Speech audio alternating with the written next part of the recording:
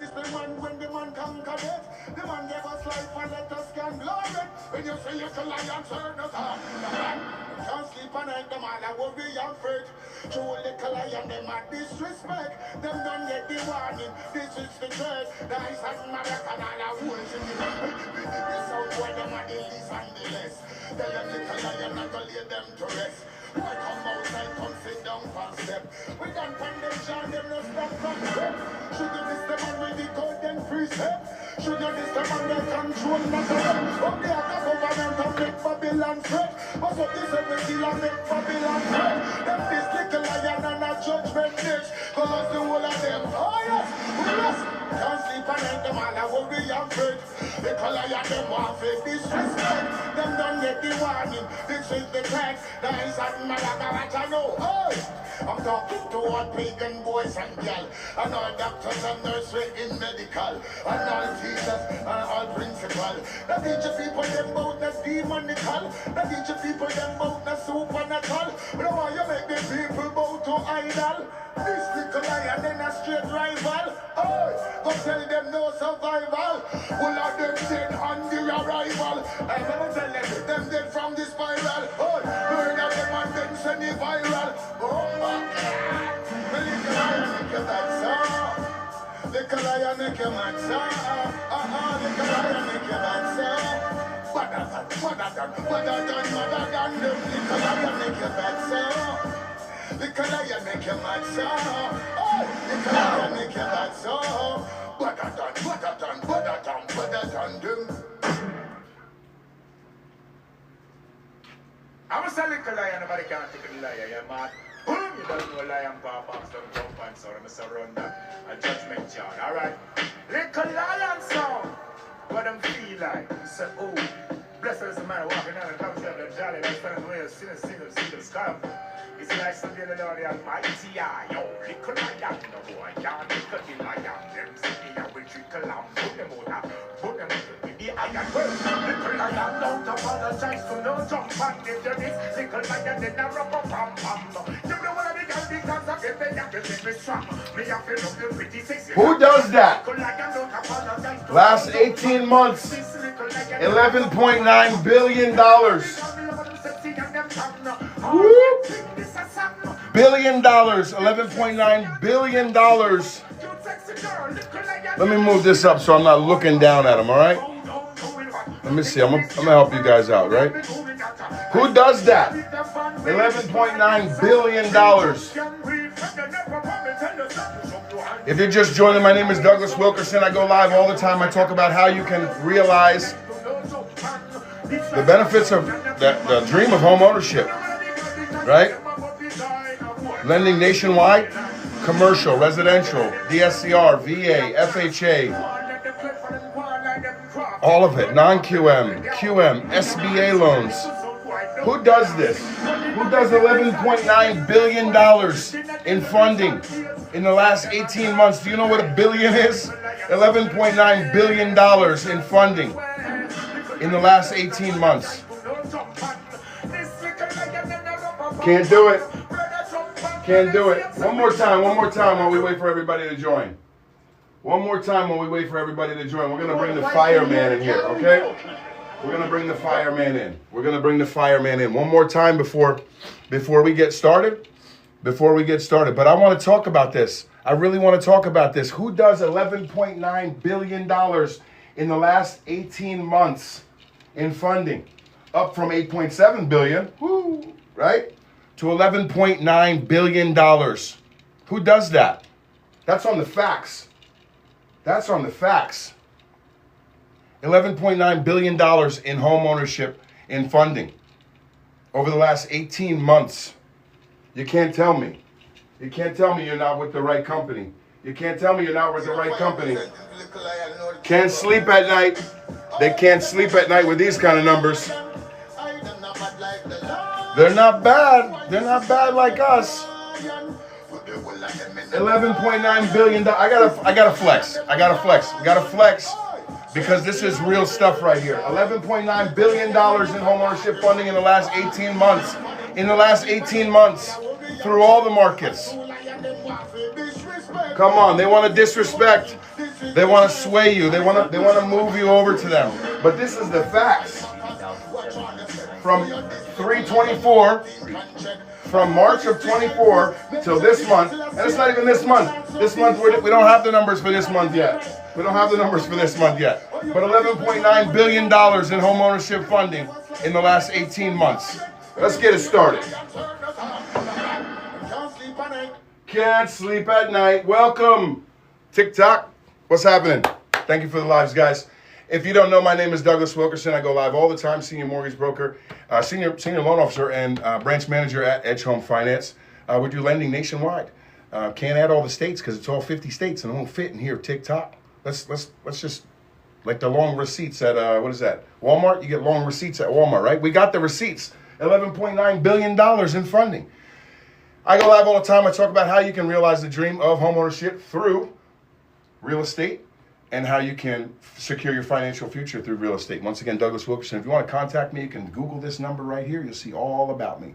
You can come visit my office. My address is in there, Douglas Wilkerson, and that number right there. Or you can click the Service Plus button and get it started there. Let's get this thing started. I'm going to be on and off the screen, but man, that's a number right there, man. Do we know how much $11.9 billion is? That is a crazy, crazy number. So we are going to go with Bia, home buyer. I want you guys to ask questions. I want you guys to get into it, get into the chat. I got the chat live. The bot's speaking to us. I'm gonna send a little test message so the bot can speak to us. There you go. What's happening, Thisi? Hello from Tickfinity. What's up, Steezy? How you doing? All right, so let's get into it. We're gonna get into a couple different things. I'm gonna let you guys generate what's going on today. So today we did this pre-approval for a $284,000 loan. We priced it. Came out at a 5.25%. The only thing about this loan that didn't work, it's what's called a non-arm's length transaction. Non-arm's length, right? So an arm's length transaction is someone who is away from the relationship. They have a relationship to the seller of the property, right? So this, I don't know why this is in front of my face, and it was not in front of my face before. Oh yeah, I was always behind it. Let me see if I'm gonna move it down. I'm gonna move it down for us. How about that? Because my face is gonna be here a lot. What do you think? That works, right? Now we're styling. All right. So this loan didn't work. It had to go subject to because it was a couple different things. We cannot take an income that is 6 months out of high school. We can take it 6 months out of college. We can take it 1 month out of college. We can't take it 6 months out of high school though, okay?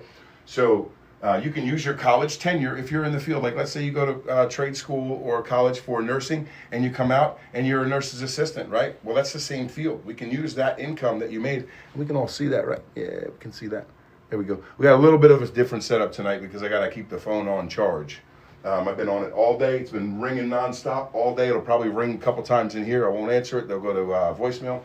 But $284,000 loan, what non-arm's length means is it was somebody in relation to, the seller is somebody in relation to the buyer, right? So an arm's length transaction, right? I can't reach them, right? Non-arm's length is, they're right here, right? So with that, that was actually a good thing because we can do seller financing on that, or owner financing. Have, you know, they have the 6 months of employment. Now they have 12 months of employment. We can go USDA if the property can go USDA. If it can't go USDA, because it's not eligible, and we can look at the USDA map. I love looking at the addresses in the USDA map. Message says, cool, just checking, okay, you're good to go. She's closing tomorrow. All right, so we can check the eligibility map. Like I said, I love checking the eligibility map. We can see how the eligibility map works, but USD loans are a thing. 0% financing, they're the closest thing to VA that there is. And then comes FHA, and then comes VA being the top dog, right? The veterans get all the benefits. That's great. Thank you for your service. But this transaction, they were selling it for $284,500. They have a down payment, but they only have 6 months of employment because they're just out of high school. Parents are going to help them, give them a gift of equity. I think the house is worth, this isn't appraised value, but the house is worth, I think, $300,000. So they were going to give them a gift of equity to help with that down payment. Come to close with virtually nothing. Had a 669 credit score, 5.25 interest rate, 30. It's probably about 30% debt to income. And what was the main thing that I wanted to say? The main thing that I wanted to say was with this arm's length transaction, it made it possible that they can do what's called a subject to. So with the subject to the owner can finance the property for that other year and a half until they can qualify. When they can qualify, now check it. They purchased the property. These two kids, right? They put the son and the girlfriend, or the son and the wife. They purchased the property from their mom, from the mother. The mother puts the title, so title does everything like normal. They put the title in their name, and then what happens, right? Then what happens is they're in the title. They have it for a year and a half, okay? They got it for a year and a half, and then they just refinance. And a refinance is a lot cheaper than a purchase, right? Got to know these things. Got to know these things. You'd know these things if you were $11.9 billion in funding in the last 18 months. You want to see it again? Tap the screen if you want to see it again. I'm going to watch the taps. I got 40. Tap the screen if you want to see it again. 11.9 billion. You want to see what that looks like? Tap, tap. All right? We'll get to it. But what we're going to do, we're going to take this, this person's name is Be a Homeowner. Be a Homeowner, okay? It's our test file.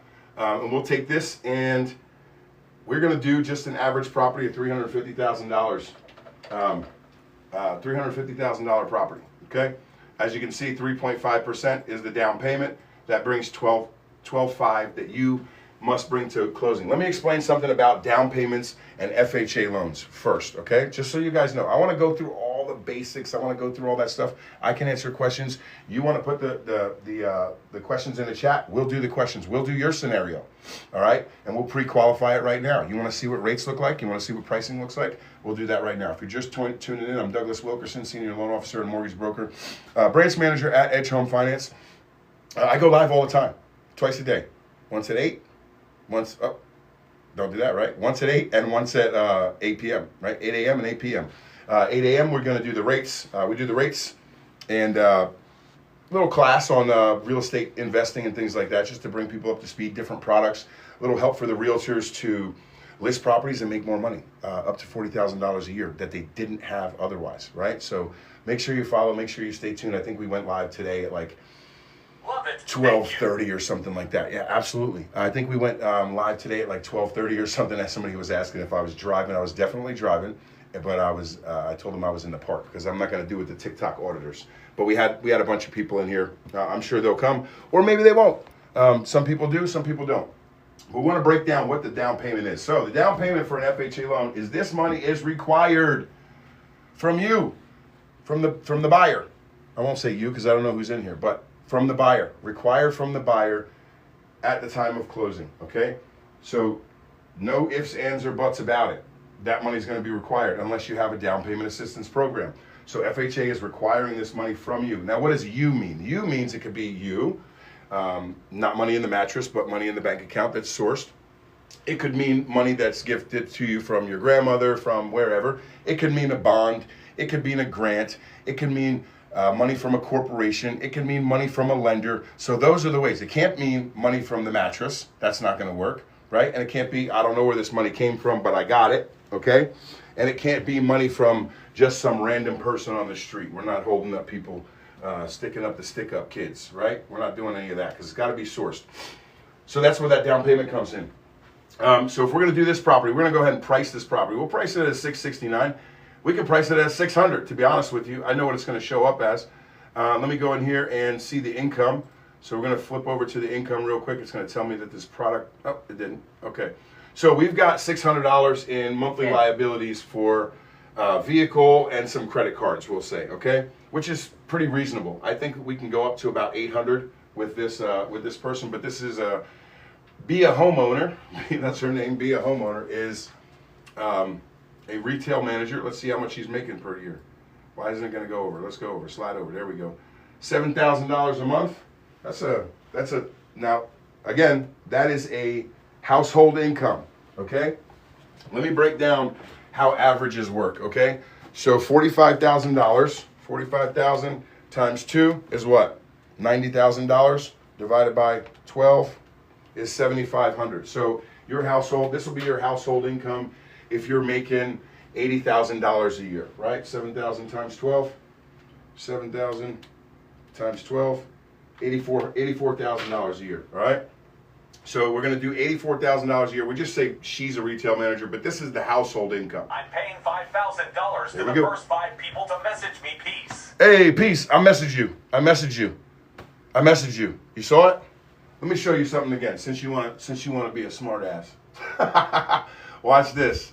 Let me see where we at. You ever seen this before? In the last 18 months, funded $11.9 billion in the last 18 months.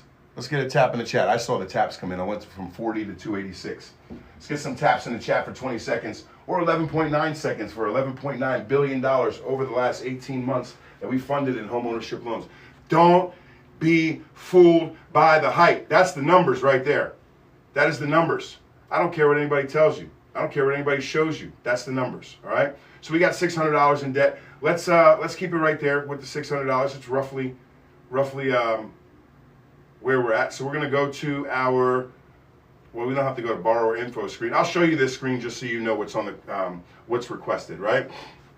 Date of birth, social. Everybody wants to hide the date of birth, social, okay? There's no need to hide it. If you're serious about getting a loan, you're not going to kick the can by leaving this blank, okay? So when you're ready, be ready, right? And then we've got my address here where I'm renting for $2,200 a month. So we're renting for $2,200 a month. Amazing. Any military service? Sure. English. And then we're going to ask a couple questions. Do you plan to occupy as a primary resident? And then a bunch of other questions. Have you had home ownership? Have you ever had a federal debt? Have you ever had a foreclosure, a bankruptcy, so on and so forth? And this stuff doesn't really bar you. I hope you guys can see me. I'm over here. I'm moving the mouse. This stuff doesn't really bar you from a loan. Doesn't disqualify you. Just have to collect the information. For instance, like if you've had one in the last 7 years, depending on the bankruptcy, like you could be in, you could have a discharge date of 1 year. You could have a discharge date of 2 years and still qualify. So you're not out of the mix. I actually have a guy coming up in October who I spoke with 2 years ago who just had a bankruptcy, and he just reached out to me 2 days ago. So we're going to talk to him in October. He's ready to go. We just had a bankruptcy, and he just reached out to me 2 days ago. So we're going to talk to him in October. He's ready to go.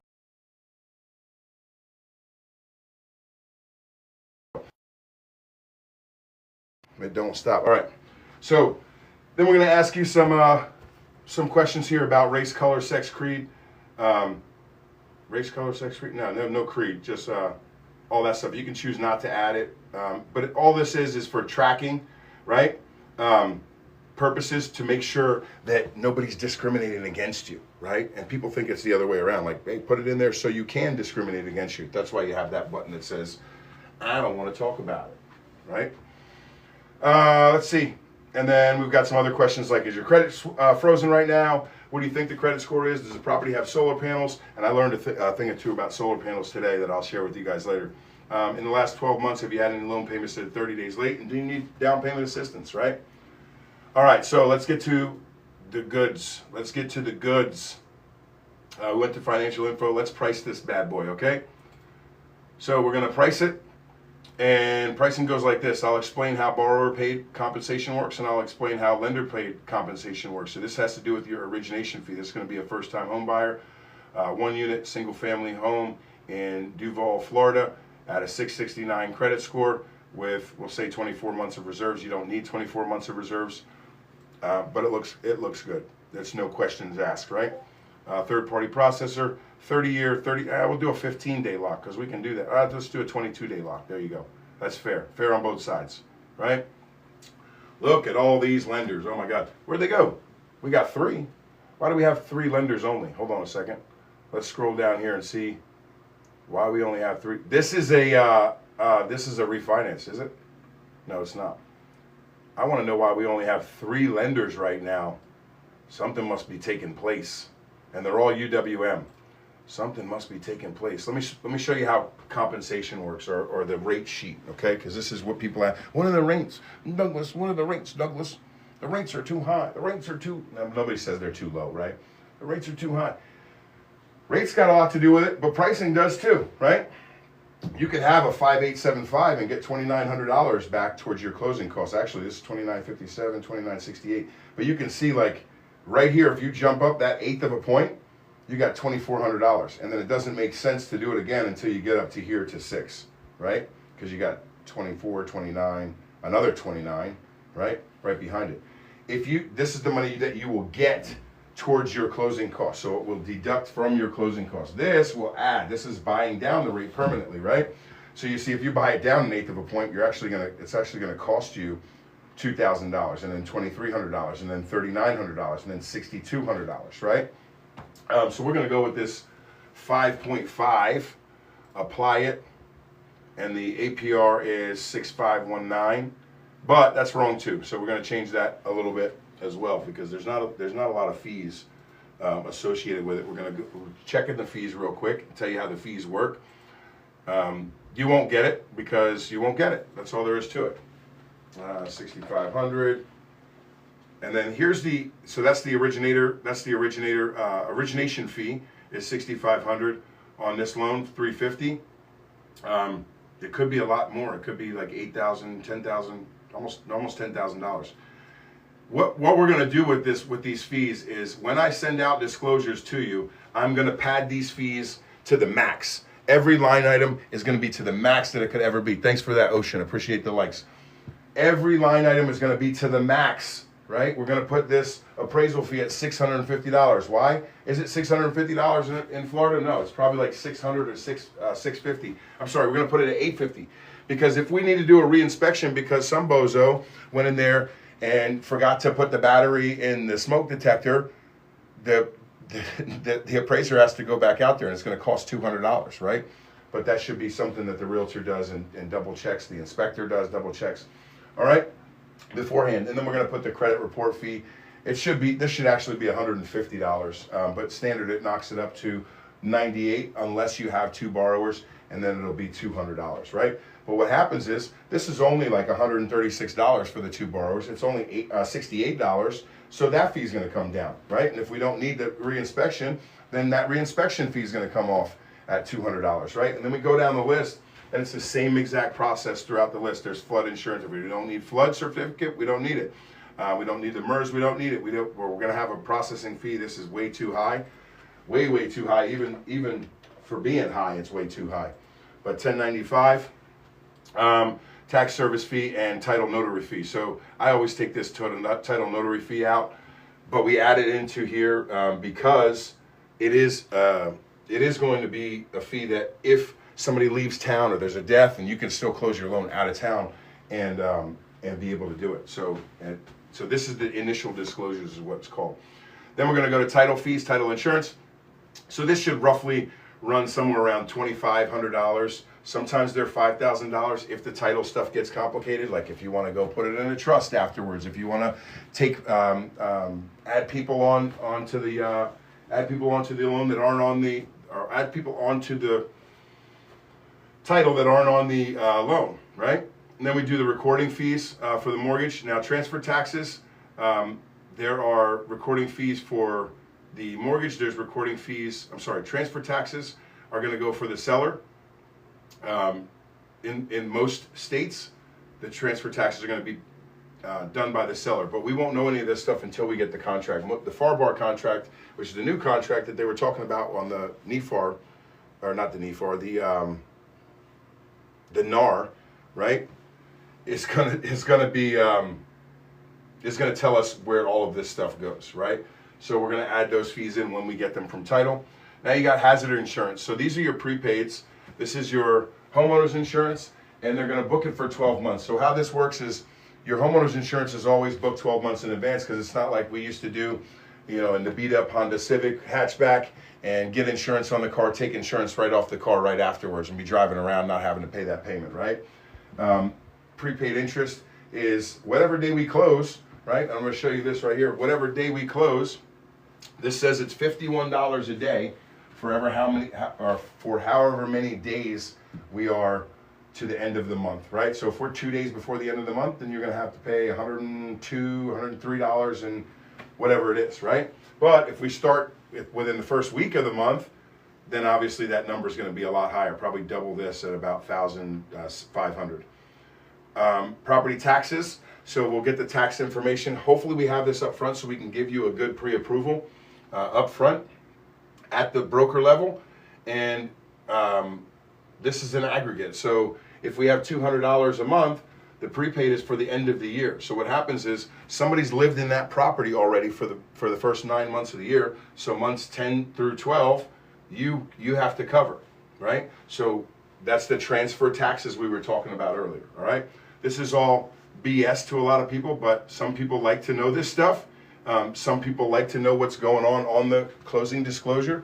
Some people like to know what's going on the loan estimate. You're going to learn it here. You're not going to learn it anywhere else because people are afraid to tell you what's going on actually on it. And Repeat that one more time. Repeat which part? Ocean. The transfer taxes, how the taxes work, the tax aggregate. So when you purchase a property, right? Yes. Every month from the beginning of the year, right? So same as the homeowner's insurance, we're paying all that in our escrow each month, right? And it's paying towards the end of the year. So this guy who's owned the property previously, who's selling it now, has paid January, February, March, all the way to September, through September, 16 days into October, right? So we're going to collect from that day for the rest of the year, take the taxes from the seller, apply them to the escrow account, transfer taxes, right? And then use these 3 months, and by the end of the year, take that conglomerate, or that, conglomerate, we'll use conglomerate. We'll take that amount of money and put it all towards the taxes. Now the tax bill's paid, right? Each month you're going to be paying towards the next year's tax bill, okay? Hazard insurance reserve, same thing. That aggregate, right? Here's the property taxes for the 4 months. So these are the prepaids. This is to build your escrow account for the rest of the year, right? So you're going to pay for September, October, November, December, right? That's building your escrow account. So at the end of it, you should have $1,280 in your escrow account at the end of the year for next year. And then you start piling on January, February, March, April, May, June, July, right? And then you'll end up packing all that into that $1,280 as well. That makes sense? All right. So here, we've got total of $19,000 is all this jazz here, okay? $19,000 is what that loan's total closing costs are. We're going to add up the down payment funds. We're going to subtract the earnest money deposit of $500 that the buyer has put down and said, hey, take this property off the market. I'm super interested in it, right? And they're like, are you sure? Tell me, how interested are you? Well, I'm $500 interested. I'm $1,000 interested. And by them showing the interest, they are, so it's a good faith deposit, right, is what it is. But that interest, they're willing to lose that amount of money, right? So that's a negotiation too. Like, how much are you going to put down for me to take this off the market, right? Is it going to be, I've got $1 million property. Am I going to put $500 down and you're going to take it off the market and kick tires? I could lose my $500? No. They'll make $500, but it's probably, that $500 is probably better spent on the market. And then we've got seller credits at 6% of that. Oh, actually, this is actually a little bit higher.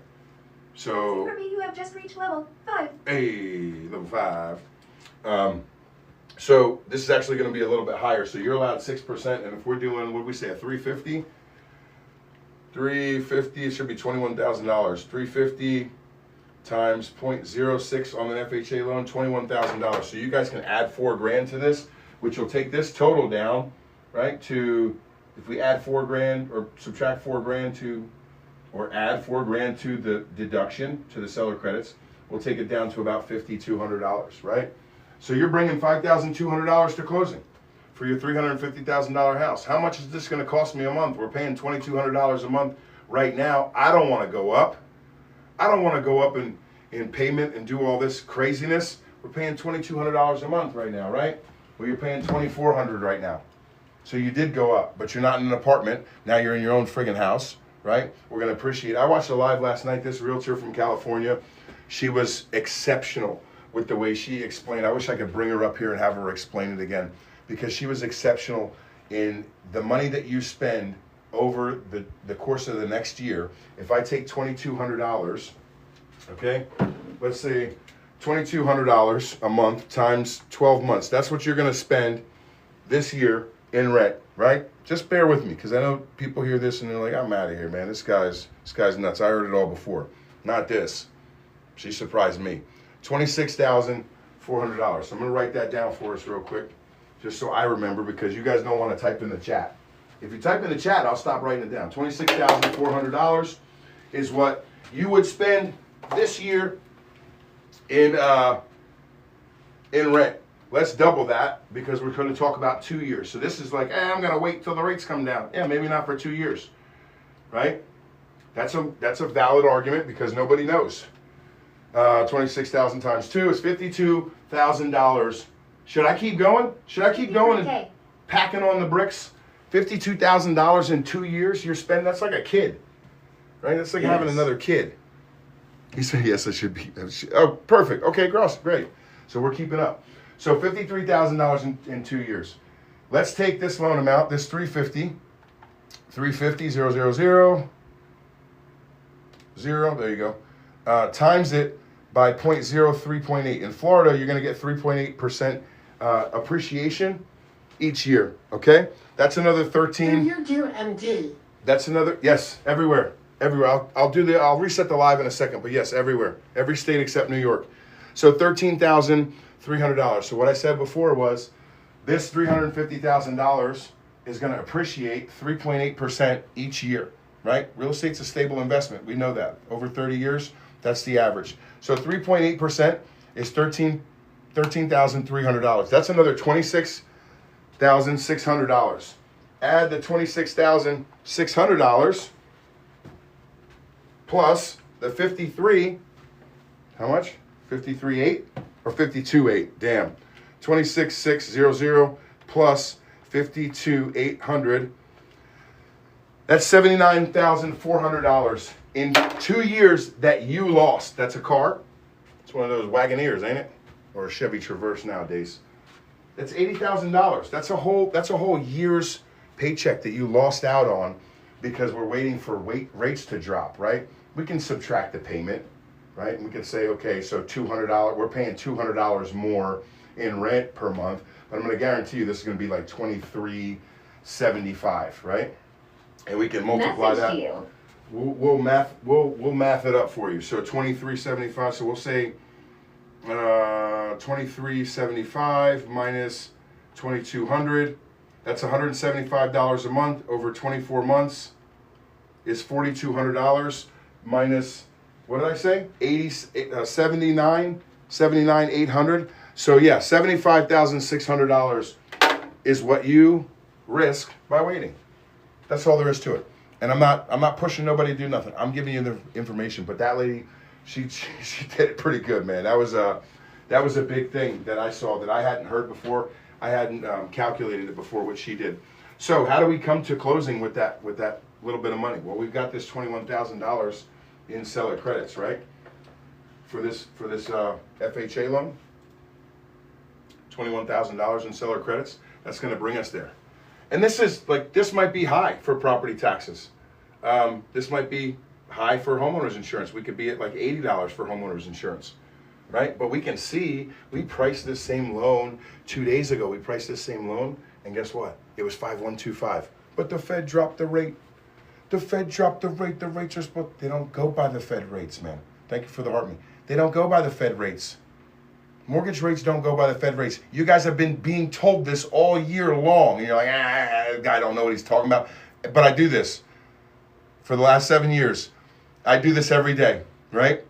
Now, if I went and you told me, hey, wire up this computer and get this screen looking right and add another screen and all that, I don't know how to do that. I'm going to call somebody to do it. I'm going to AI it, and then I'm going to AI who to call to do it, because I don't know how to do that, because I don't do it every day, right? I'm as good at my job as you are at yours. Remember that. And that's how we got here. That's how we got here. I'm going to flex it once more. $11.9 billion in homeownership funding over the last 18 months. From 324 to 925. You get good at your job. Practice, doing it every day, giving a shit, caring, right? Caring. All right, let's see what we got. Thanks, Igor. Appreciate that. Let's see. We got Hollywood Marine. What's happening? Semper Fi. There he is, folks. You guys check him out too, man. He does a lot of. He's doing his thing over there, man. Message you. All right, right on. Hey, let me reset the live real quick, and then I'll go. I'll talk about what. I'll get to those chat messages, so hopefully you guys didn't take off. My name is Douglas Wilkerson. right? You can search this number right here, along with my name. You'll find all about me. Can you run numbers to see what my monthly I payment will. would look like? Let's do it. Let's do it. You put those numbers in there. We'll do it right here live. Okay. Douglas Wilkerson, Senior Loan Officer and Branch Manager at Edge Home Finance. I go live all the time. I talk about how you can realize your dream of home ownership and secure your financial future through real estate. If you do need to contact me, you just hit that little Service Plus button down there. TikTok loves that stuff. And type in what it's about. If it's about homeowners insurance, if it's about I want a quote, if it's about don't call me if you want to cuss me out. I'll just hang up because I got way too much stuff going on. Lending nationwide, right? We're the number one VA broker in the country, 3 years running. It's undisputed. People aren't close. We're the number one VA broker in the country. 65% of my business is veterans, but we do everything. We do commercial. Where is it at? Commercial, residential, non-QM, DSCR. I'm sure you've heard of those. The investment properties. We do duplexes, triplexes. I have programs, man. Let me look. I want to bring it up here, but I have a program that's a couple programs that are similar. VA renovation loan for purchase on a 4-unit property. We can do that. 0% down, right? I have an FHA renovation for purchase on a, I see you, 799 on a credit score 800 multi-unit property, income, so a 4-unit property, okay, right? down payment, And then 75K, I can on do top more, of that, there's a and I want DPA to with see that, so 75K. no money down. And that's just that's my 2 favorite products, right? I do about probably 5 or 6 of those a year. But it's been getting more this year because too many people are interested. All right, let's see these numbers here. Let me get in front of it so I can read it. $799 in New Jersey, credit score 810, 140 down payment, 140K down payment, 75K. I can do more, but I want to see 75. You said 140. Oh, income 140. I got you. Okay, copy that. Let me see what 140 is in the income. What's that? 11,000. 140. It's a little bit less. Divided by 12. 11,600. All right, 11,600. Let's run it. Financial info. Yeah, we can save it. We can go to this retail manager is making a grip. 11,700. 11,667. What's the monthly debts? 11,667. Because I want to get the DTI close too, right?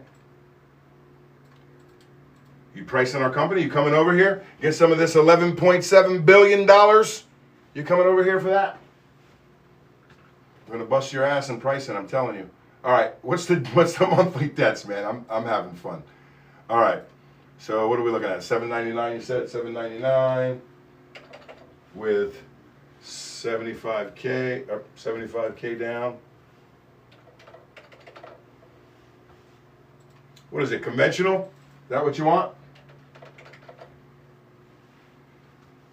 It's 9%. I'm gonna put it at 10% for you.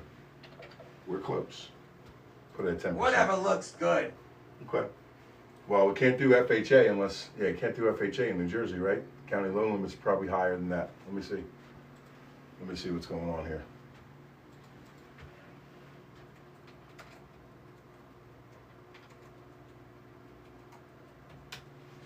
What county? Every county. Every county. I put New Jersey. What is all this nastiness? West Virginia. Yeah, I'm not. See, that's why I don't Google shit. Look, this is why you don't Google stuff, guys. I need to know about a $600,000 loan. What's my interest rate? And then you end up with a bunch of bullshit. County loan limits in New Jersey, FHA. Why are we talking about West Virginia 4 times? Right? Clarksburg 5 times. Clarksburg, get out of here. Get out of here. That's why you don't Google stuff, man. You guys end up in the wrong place. All right, so let's see. We're going to go conventional. Where's it at? Conventional.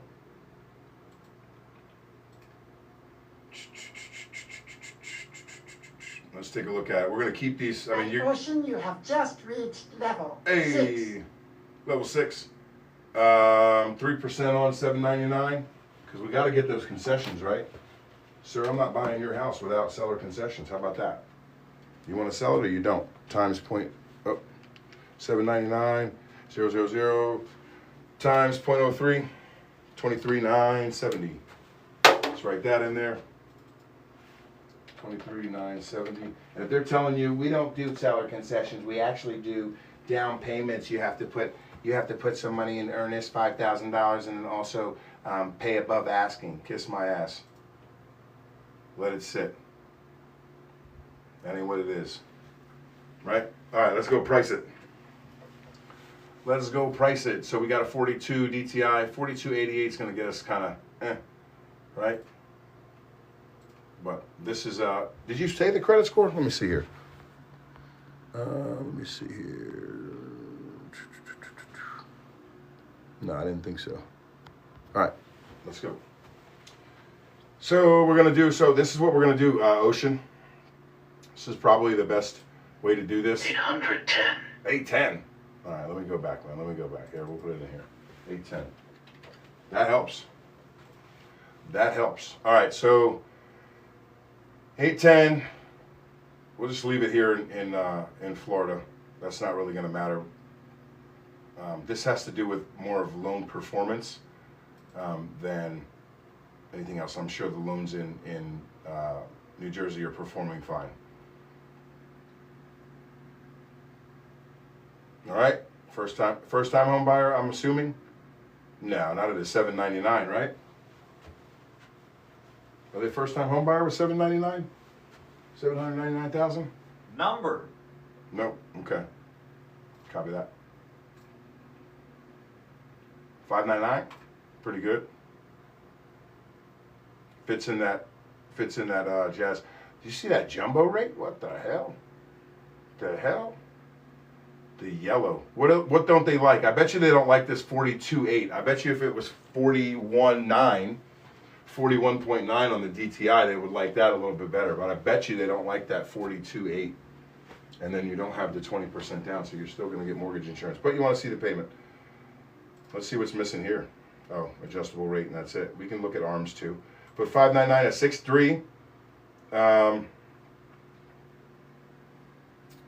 This is an opportunity to get down here, man. This is the rate sheet. I'm sure you've seen one of these before. But if they pay 1.2 points at $8,600, get down to a 575, they're going to save 100 and what is that?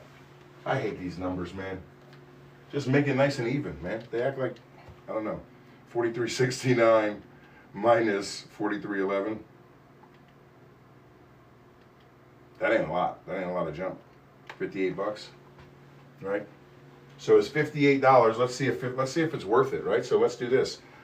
Let's do $86.69, what it costs, divided by $58. It's going to be 150 months to get that back. That shit's not worth it. No, not worth it at all. So we're going to take this $599, right? And we're going to get $930 towards our costs, which is all right. $930. So we're going to look at our rates, our fees real quick.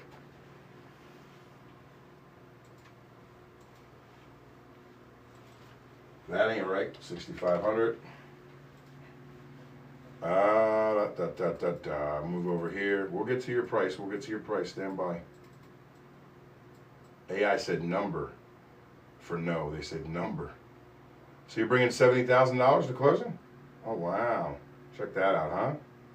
Sweet. Pretty sweet stuff. That's what we were aiming for, right? Look at the DTI now. It went up to 45. Sheesh. That was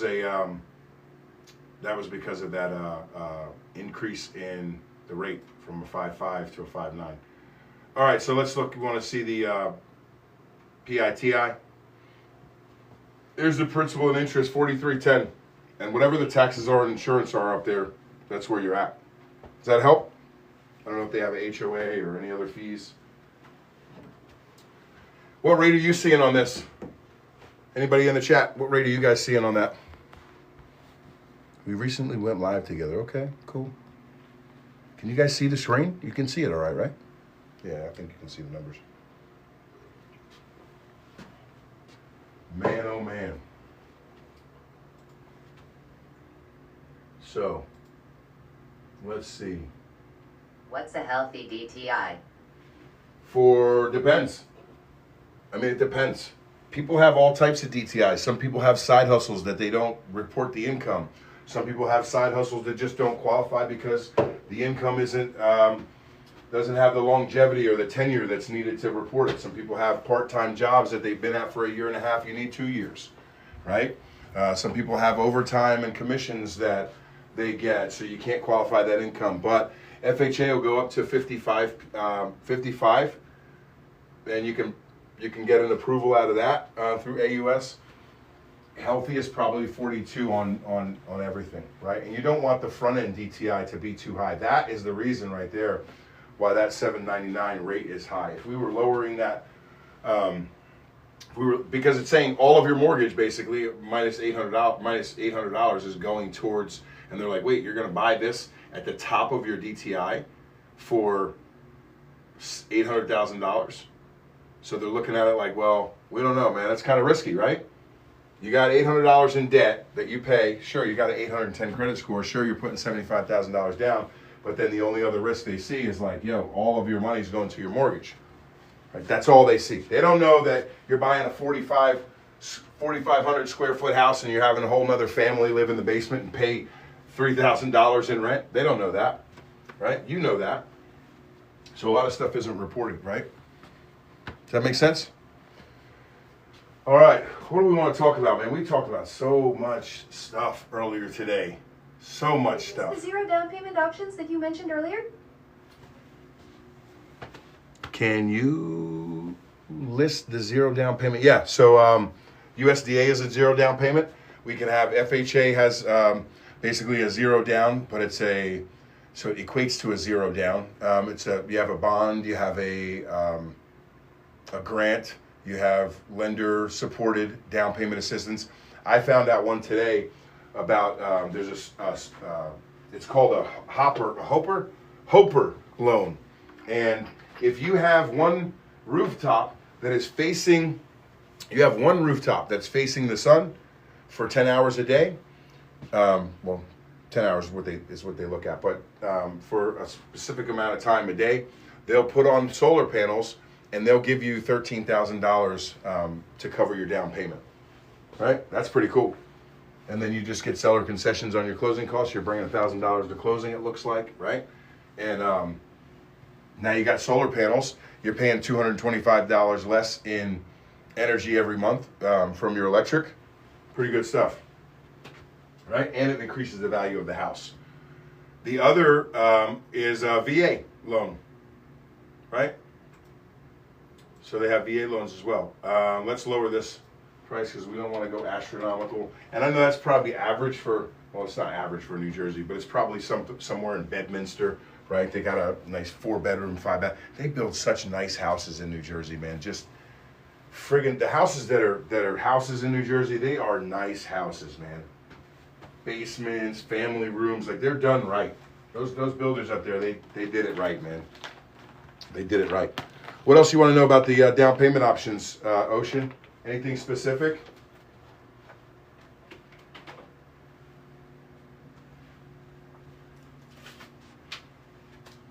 We can talk all about how to, how to What's my make. closing cost for this? Oh, what's your 70,000? Is that the same person who wrote that? For this one, for the $799, the $70,000 is the cash to close. The closing cost. Remember, we got the seller concessions, but if we don't have the seller concessions, it was like 21,000, I think it was. That ain't the page. Let's see. So we got to put it back up to $799. Get you a good answer. So I'm going to give you the disclaimer also. Okay, getting seller's concession is a real pain. No. Why? What are you doing? Are you a realtor?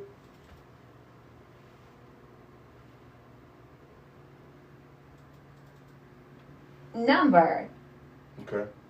Shouldn't be a pain then.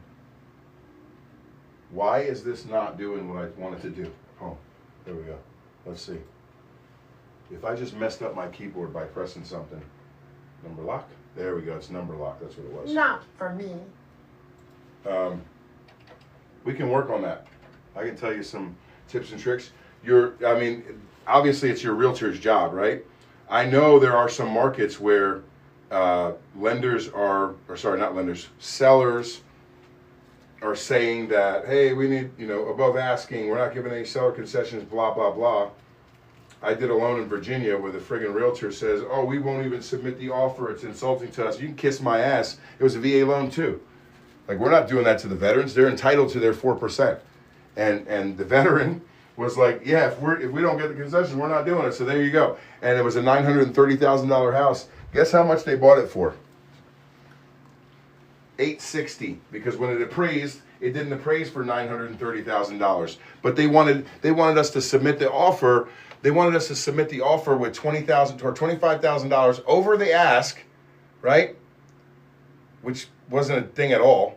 I was like, no, you submit your offer at $960 with the seller concession. I think it was like $25,000 for seller concessions with that. So what was it? $960 times 0.04, was it more than that? Yeah, $38,000. So we submitted with $38,000. Guess what happened? Property didn't appraise. Went down to $830. Guess what? They were like, oh yeah, we got it. We're losing money. Or $860. I'm sorry, $930 to $860. Oh yeah, we're losing money because they gave the concessions finally, and then the appraisal came in low, and they were like, okay, we'll fix it. Right? We went into Tidewater, which is you have 48 hours to either make a deal or somebody goes away. And she was like, oh, okay, well, I'm just going to go away if you guys aren't going to, because I'm not paying money to get into the house. They ended up paying $5,600 to get into an $860,000 house. That's now worth $1.2 million, by the way, because they went in there and did the upgrades that the families, three families, because it's a 4,300 square foot house. It's got like three levels. They had three families living in there before. So not for me. Oh, not for me. I got you. Not for me. The seller concessions. Yeah, I mean, if you listen to the BS that your friends are talking about, then you're gonna get sucked into the BS that your friends are talking about. Be your own person. Put the offer in, right? Do you think if I had a higher income or high down payment would make my monthly lower? What are you looking for in a monthly, man? Tell me what you're looking for. What's a reasonable monthly? Because we're at 10%. I'm hoping that loaded actually. So conventional 10%. Yeah, we did. 3,200 to 3,500. 3,200, and we're at 4,750. Sheesh. The PITI, the simple math on that is not that low, man. Low. Yeah, say it with me. Sheesh. Put sheesh in the chat. See what it says. But I mean, yeah, man. What interest rate will we have to get to even to get down to? You said 30 total. Now we're talking about 3,200, and then we'll look at how much you would have to put down to get there, right? So I think it would be probably like a 4.625 to even get down that high or that low. Yeah, 4.625 is going to bring you down to 43, so $4,200. Is that what you said? 42? Oh, 32. No, dude, come on. I'm not even doing that. I thought we said 42. Holy smokes. Let me put this back up at 599 and we'll work on the loan amount. 5.99. I don't mean to laugh, but we got to stay on planet Earth, right? So 799. Let's see. You said $3,200. So we're talking about a 599. We're talking about a $425,000 loan. So base loan amount $425. Which means you're putting down $375,000. Well, that brings you even lower. Actually, let's go a little higher. I guess my numbers were off. Let's go 550. Base loan amount. 37. So we're at 525. 37. Yeah. 3,500. Yeah. 525 is what your base loan amount would have to be. So you'd be putting down $230,000. And if you just sold a house, that's good. I mean, if you tell me the situation, we can kind of work through it. And I'm sure there's other options. But this will actually give you probably a better rate too. We'll price it with this 65. Actually, let's get this LTV under 65. Let's say it's 64.9, and we'll get the best pricing that's available, right? So about 518,000. That brings us to 35, and we'll probably get a better rate. Save those changes. Yeah, we'll probably get a better rate on this. But that's what these taxes and insurance, right? Like. And I'm sure they're not that low in New Jersey. I'm sure. Let's reprice it.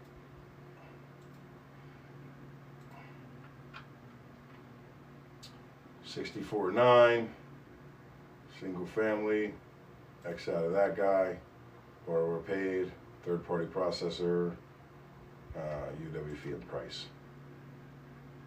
Not too much. So I'll tell you what. The closing cost is a lot lower because we were up at 2022, I think. There's this jumbo if you want that for 7125 or 729 APR.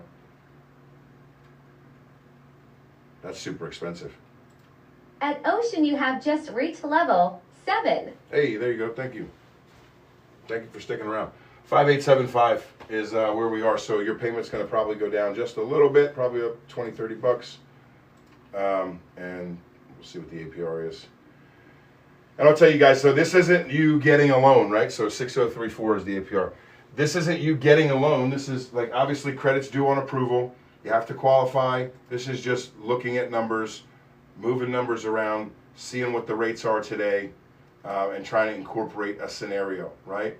There's no guarantee to lend here as well.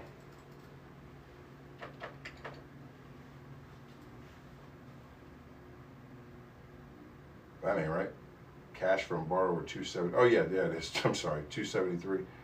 Save changes.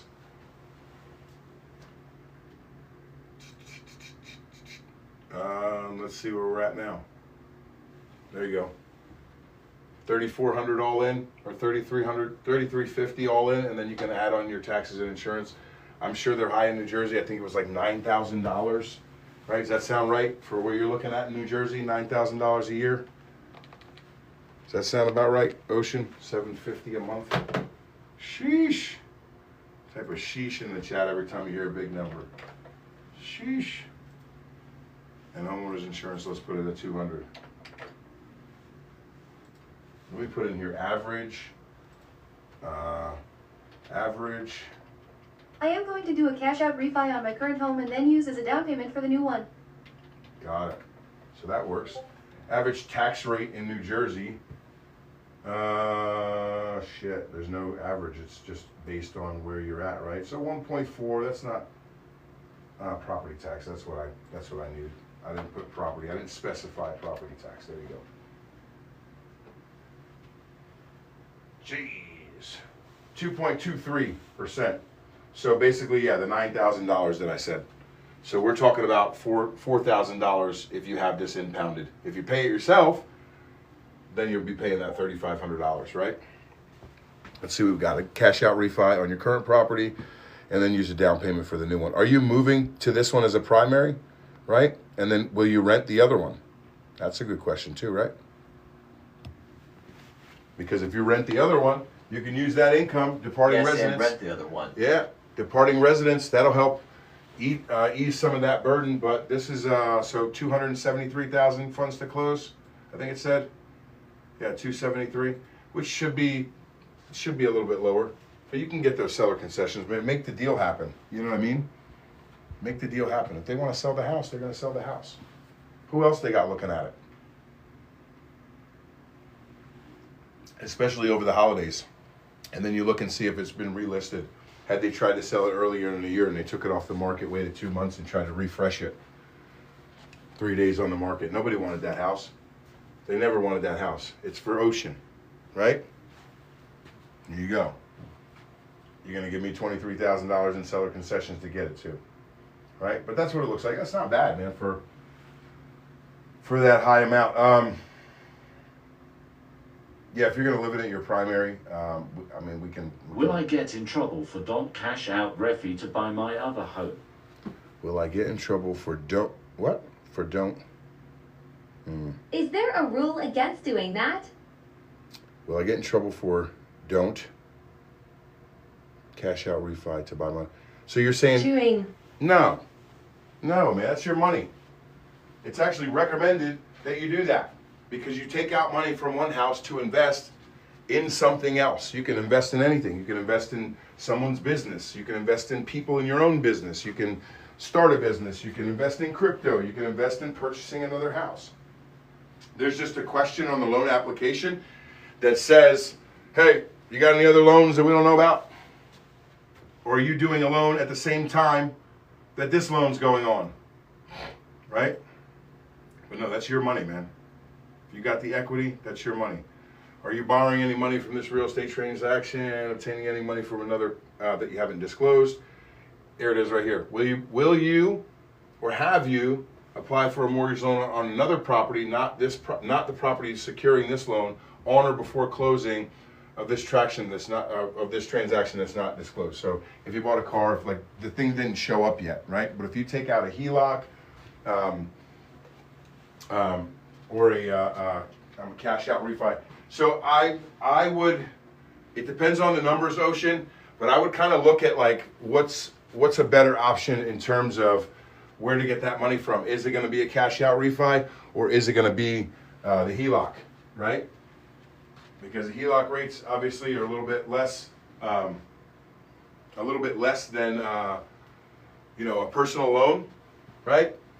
They're a little bit higher than the mortgage rate, but if you have a lower rate on your current primary residence, that HELOC might be able to free you up, and you can just you might have a lower rate overall or a lower payment overall than doing a cash out refi. If you did a cash out refi, take $270,000 in equity. Now, if you own it free and clear and you don't have any mortgage on it, then yeah, you can do a cash out refi, make it easy, or you can do a HELOC, right? But I think the cash out refi in that case would likely be the best bet because you'll get a better rate than you would on the HELOC, right? I want to put the home into an LLC when I rent it, and I think I have to refinance, not HELOC. Why must you, because it sounds like you're saying must, why must you refinance?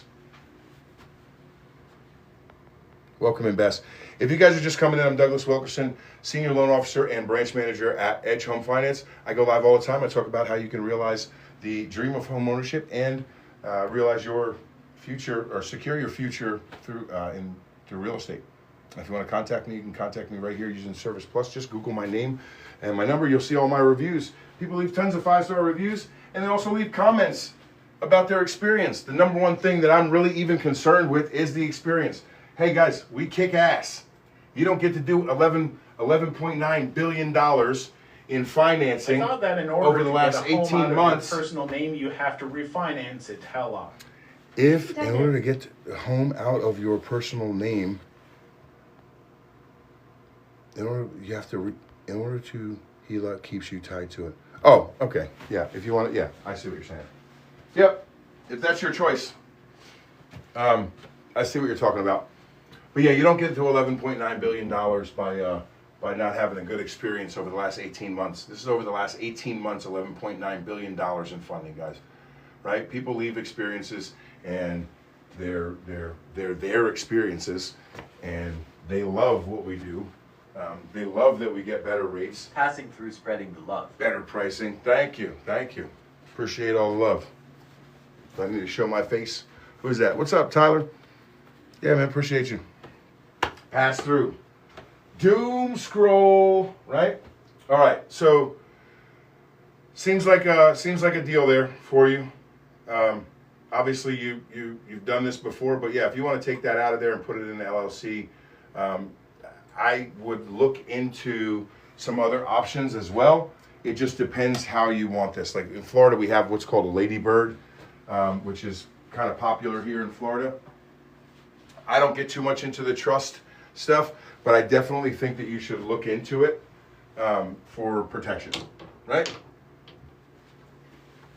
Definitely look into some trust stuff for protection. If it suits you, it suits you. If it doesn't, it doesn't, right? Just get the information first. And when you show up to somebody like that and you're like, hey, I'm thinking about LLC, I'm thinking about trust, Like, yes, thank you. We'll look into it. yeah, it's not going to matter to that person who can do both of those what you do, right? It's just they're going to give you the benefits, the pros and the cons. That's something you can go in and AI search, and then, you know, you can have some bullet points for your meeting with that person, right? Don't pretend like you know too much, because going in, I found that people purchasing stuff that go in and they know too much about it, they don't get a good deal, you know? It's like, you want fries with that? Sure, boss. You want fries with that? And you just, you know, you get hosed. There's no negotiation if you know too much. Even me, I know too damn much, but I'm going to go in like I don't know nothing. You tell me, right? And people think it's the opposite. It used to be, oh yeah, my wife bought a vacuum when I was at work from the door-to-door vacuum salesman. The thing's broken already, right? It used to be you get hosed if you don't know nothing. Now you can play dumb and really be smart. What are we looking at? So here, we want to look at, this is the U.S. Treasury. I told you so. Look at this shit. This is great. You see this little level out right here? This is what I'm talking about, man. So this is the 10-year Treasury reserve, or 10-year Treasury yield, okay? Typically, this is what you want to look at if you're just sitting on the couch and you're like, man, Douglas ain't on, man. I don't see his videos. I missed him this morning. I missed him this evening. This is like driving me nuts. I want to friggin' find out what the rates are for the day, and I can't do, 10-year Treasury yield. Just add 1 to 1.5% for government, right? FHA, VA, USDA, right? And then add 1.5 to 2.5 for conventionals, right? And then a little bit more for jumbos, as we saw. But what does that bring us? 4.125 or 4.14, which has stayed the same for the last 3 days, like I predicted. It's going to go up, guys. 4.14 plus, what did I say, 1.5? 1.5? 564. We were at a 5.5, right? So somewhere in that range. That's how you can gauge. If I'm not around, that's how you can gauge kind of where the borrower paid compensation rates are. Lender paid compensation is going to be a little bit higher than that. You're probably going to see like 1.5 to 2 for FHA, and then even higher for government. What rate has been the lowest in 2025 so far? What rate is? I saw a 4 point. It just happened, to be honest. So this is, what is this? 718. So these were the rates all the way up here. So 6/30/2025. Let's go to June. We'll go to March. Look at this, April. April tried to do something special, didn't it? For a day, for 1 day. What's a senior loan officer versus regular loan officer? The amount of loans you did. So like 100 loans, you'll get I guess a senior. Maybe it's because I'm older. I don't know. But yeah, so it's regular loan officer, man. It just says you have the experience. Like, you know, you can have this number and have done nothing in the last 5 years, right? You know, but you still got the number. Anytime you leave the industry, you come back to the industry, you have the same number. But I was told, you know, when we're making our what is it called? Our signatures, right? Oh, loan officer. People don't know nothing about what any of it is, right? But loan officers like try to flex, and they're like, yeah, I'm a senior loan officer. I'm a senior mortgage broker. I'm a this and that. It should say branch manager, right? The reason why it doesn't say branch manager is because someone told me a long time ago, nobody wants to talk to the CEO of the company, right? They don't want to talk to the CEO of the company. They want to talk to the person that's down on their level, so on and so forth, right? They want to do business with that person. Who's calling the CEO of Doritos and saying, hey, man, I need a bag of Doritos? Nobody. Made sense, right? But at the same time. So if you are just tuning in, I'm Douglas Wilkerson. Tell me what you feel about that. Should I just like put it at loan officer? What's the best for me, right? What's the best customer facing, right? What helps the customer the most? But if you're just tuning in, Douglas Wilkerson, senior loan officer, branch manager at Edge Home Finance. I go live all the time, and I teach you how to realize the dream. And I talk about how to realize the dream of home ownership and secure your financial freedom through real estate. I think that works for us to interact and trust what you say. Cool. Appreciate it. Well, yeah, hopefully I could call myself Busta Rhymes and then put my thing right there. As long as what I'm talking about is legit, right? Hopefully. Yeah, you can contact me with that Service Plus button right there. You guys can come up if you want to come up, request up and speak rather than type. That's fine too. I allow all that stuff. I'm not a shy person. Hopefully, we get the approachable attitude out of it. Or you can Google me, find my information, all that jazz too. I appreciate the feedback though, Ocean, and who is that? Welcome in, Scott. Does that help answer that question? What are we doing? So last time, I don't know what this rate was, but this is like 3.99. This is a 4.1, and we got down to, if we get over here, this is not far off from a 3.99. So I thought we saw a 4.75, I think, for a day right here in borrower paid compensation, and then it was gone. Look at it, went all the way up. It's like somebody made a mistake, right? But look at the time of year, April. What's happening in April? Oh man, my kids get off school in a month or two. Then we're gonna go out looking for houses, man.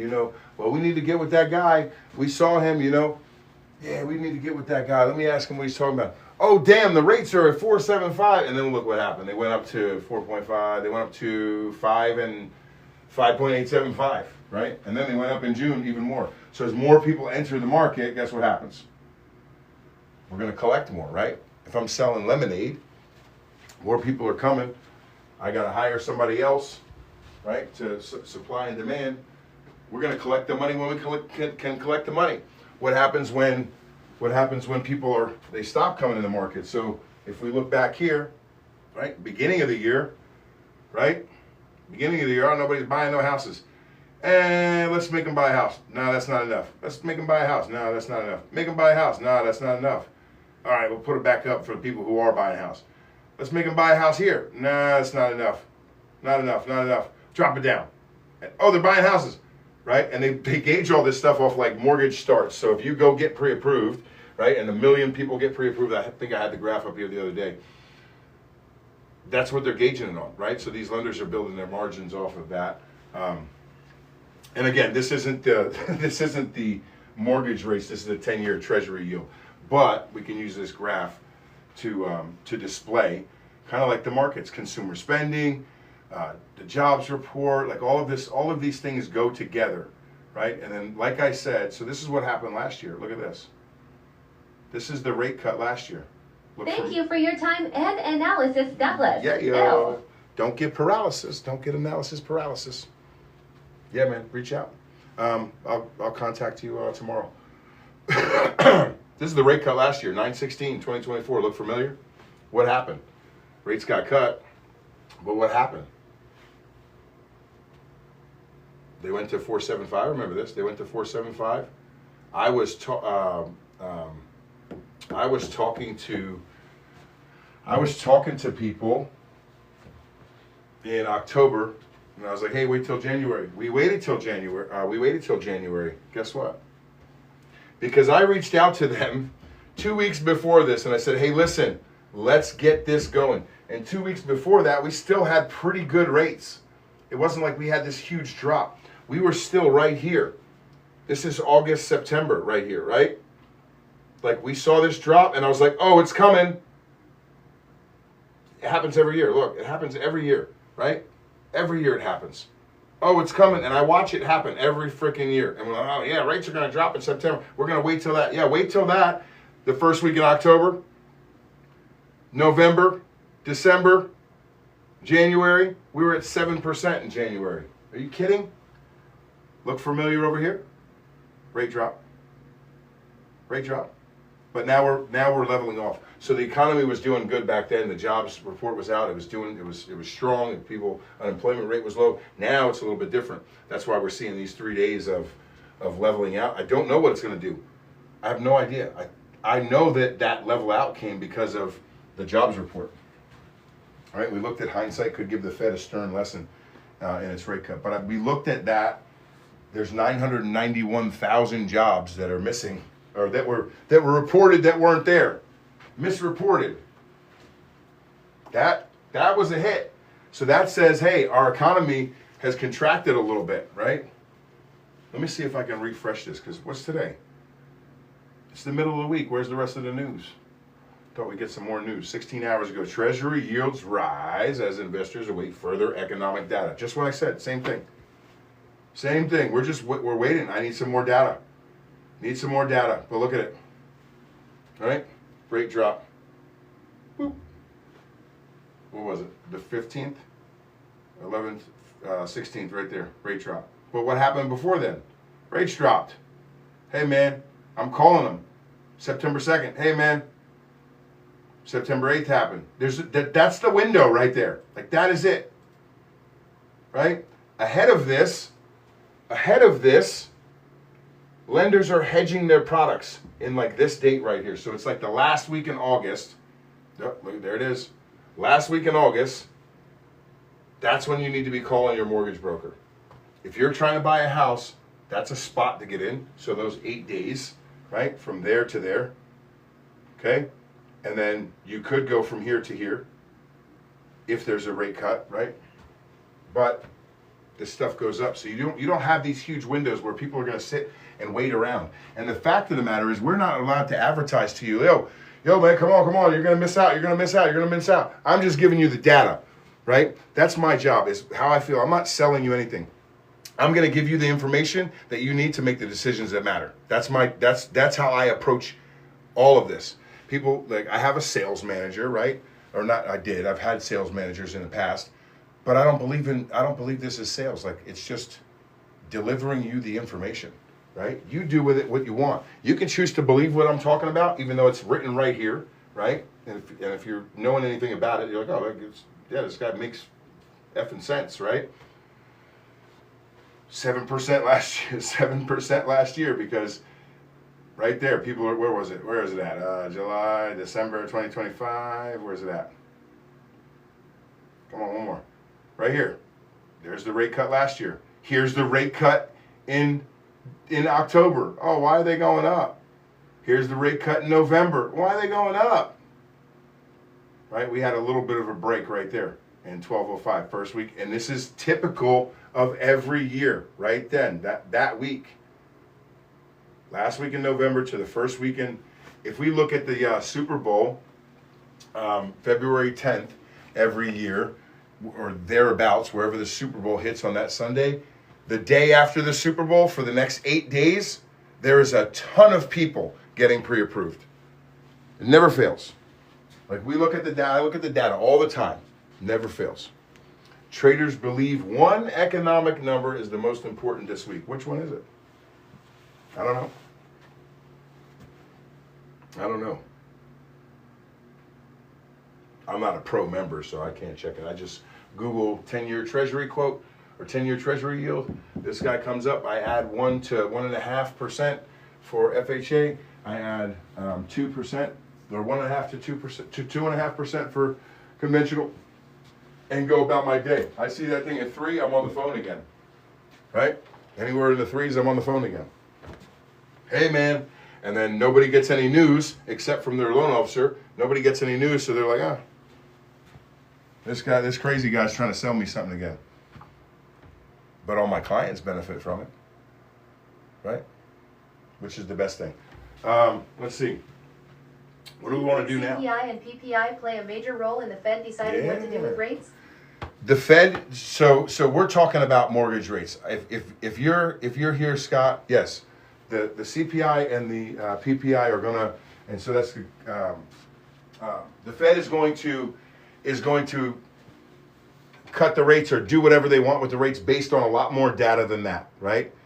Does play a little part, but more importantly, every other company that basically houses money overnight, right, is going to decide what to do with their products and their interest rates on lending money and those items with the CPI, with the PPI, they right? Can do whatever they want, but the 10-year bond dictates the mortgage rate. There you go. Doesn't dictate it, but it follows it, right? It most closely follows it. In the meantime, right? Over the long term, you'll see that the rates follow the Fed a little bit, right? So you saw January, and then it comes down. But we have seasons in real estate. Like I just told you, they did this, let's see, where's it at? Because I want to show you the seasons of the year, right? So we're like October, November, where's January? So January, right? I want to move it out of the way because I can just post it. So this January, what happens? February, right? This is February right here. We see a little dip, and then it dips down. There's a lot of mortgage starts right here in this first week of February, and then what happens is those mortgage starts, those people get a good rate going in. If they found a house, great, right? And then they start to come up, and this is actually an anomaly in April, but you can see that it comes back up again in June. So these are people entering the market each time, right? As these people are interested in buying mortgages, we're like, hey, we're going to keep it. It stays flat kind of throughout the year. Let's take a look at last year. Man, it looks the fucking same, don't it? Doesn't this look the same over and over again? But we're waiting. A 3% law. But we're waiting. Yeah, I mean, come on, man. We're talking about this nonsense over here, right? That's gone. That's gone. Right? We're back to our normal selves. Okay? But you can see, I don't want to go through these months, but you can see they do the exact same thing. Here's February, just like I just showed you. There's January, it's still up. Here comes February, right? This is right after the Super Bowl. It drops down, you see that right there? And then what do? We drop that. We actually dropped down a little bit more because I think back in 2016 or the end of or the middle of 2016, things weren't.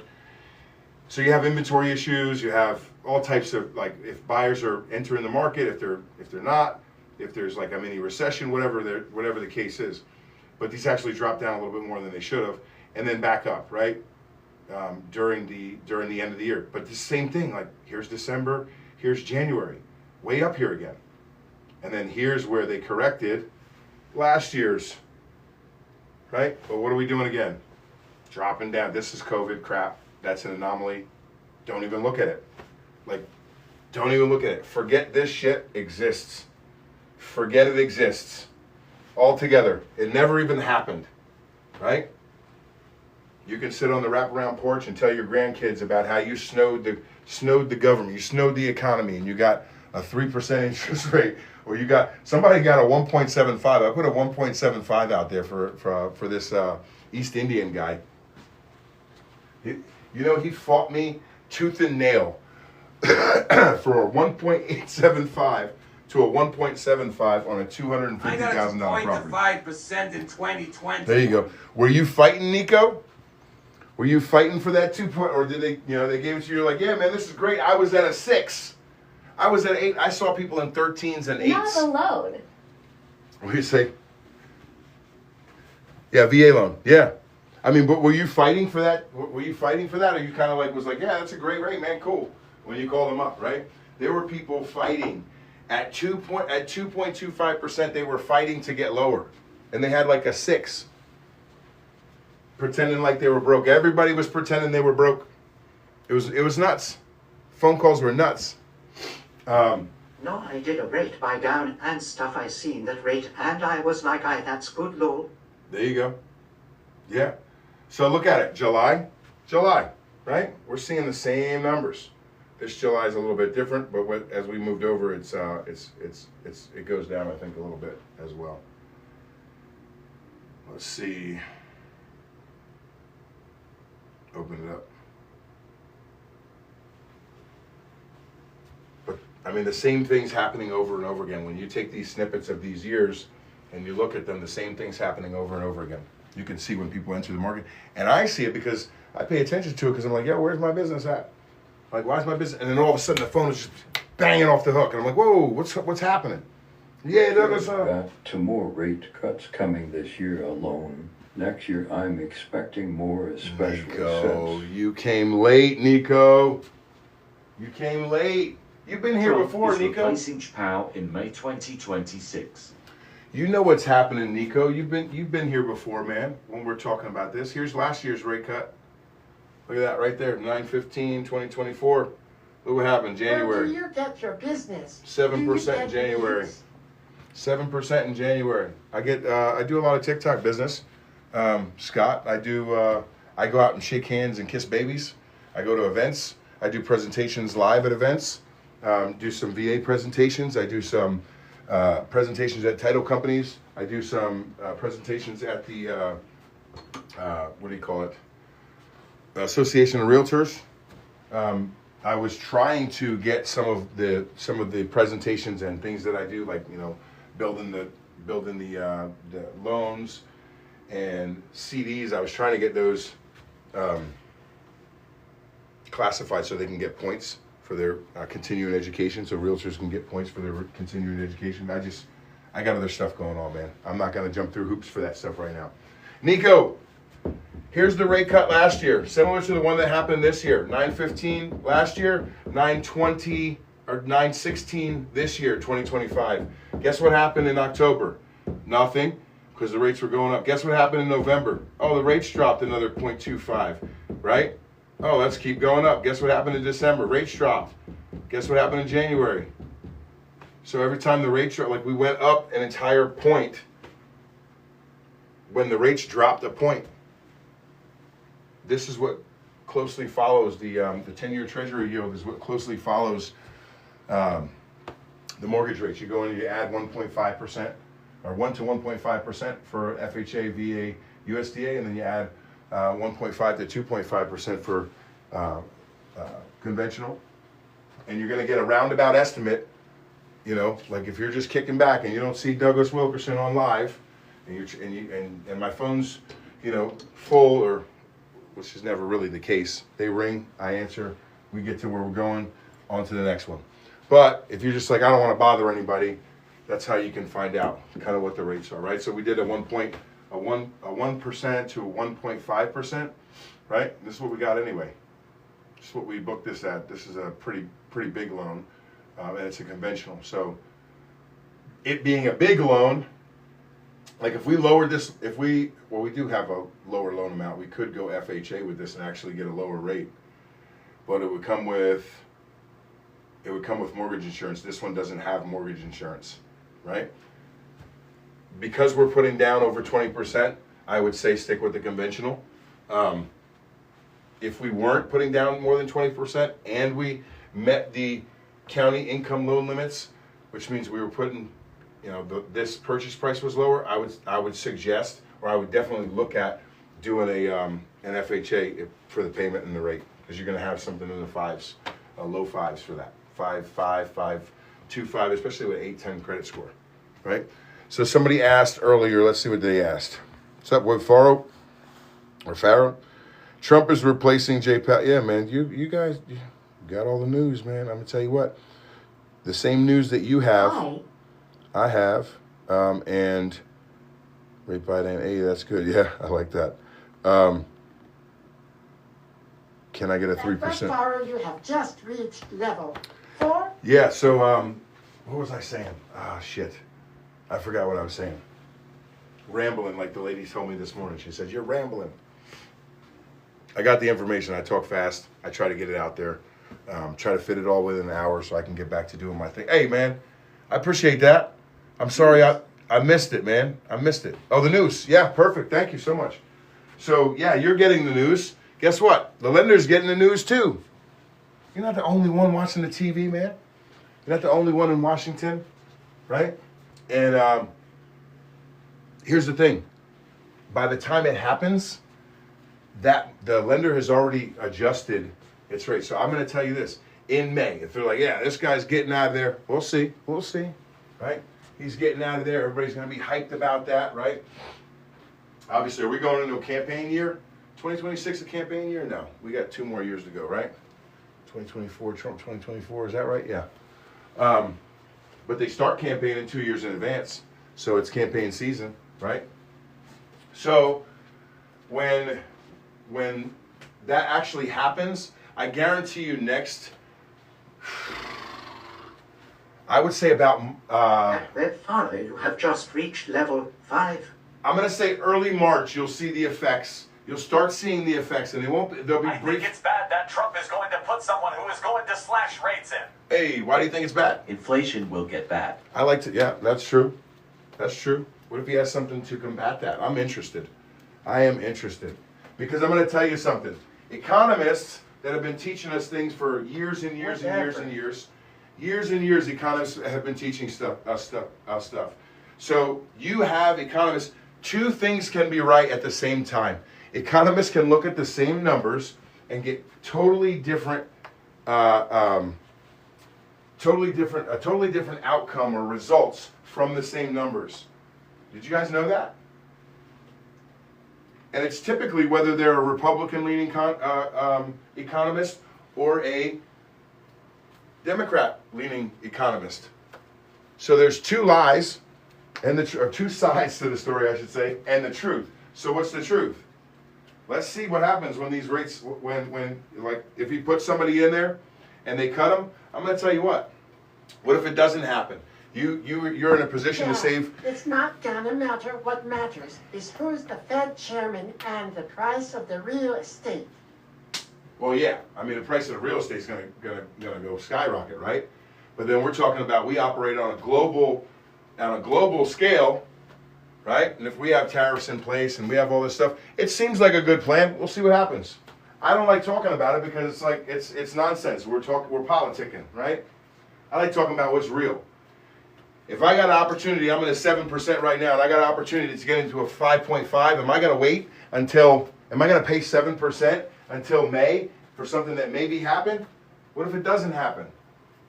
And the rates go up, and I'm still in the 7%, and then now the rates are at a 6.5. Can I refinance? I can't.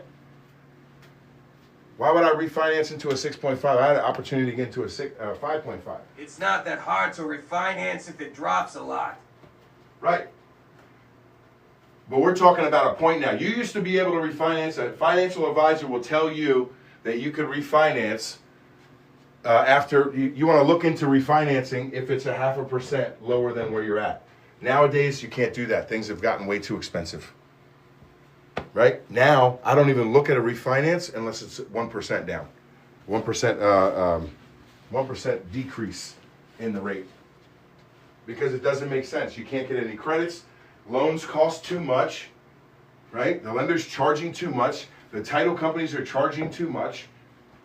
And when I say too much, I mean in comparison to what they were charging 3 years ago. Material prices went up. I mean, the loan costs were the last thing to go up, right? But they give credits. So they want you to take a higher rate for the credit, right? But me spending money or taking a credit for 0.5% and the credit's only $2,200, like that barely covers half of my, like it's almost $5,000 to refinance. And if you're only saving $60 a month, right? So you got to look at what the ROI is. If you're saving you're charging $5,000. $5,000 divided by, let's say $65 a month. It's going to take you 76 months to recoup that money. There's no tangible benefit there. It's not there, right? But if you got an opportunity now to save, $200 a month, and it costs you $5,000. I mean, that's what, almost 36 months, or just over 36 months, 38 months, or something like that. That's a tangible benefit. Especially if you can stay in your same loan term, right? Yeah. You gotta look at the whole picture. So the whole picture and the future and how it affects you, not the country. Don't worry about the country. The country's gonna be fine. They've been doing this for 200 and something years, right? 250 years. The country's gonna be fine. How does it affect you, right? Lots of people want to follow until the masses are doing a lot of stuff, and then when the masses start doing something, everybody starts doing it, and guess what? It gets flooded, and you missed it, and then they take it away, right?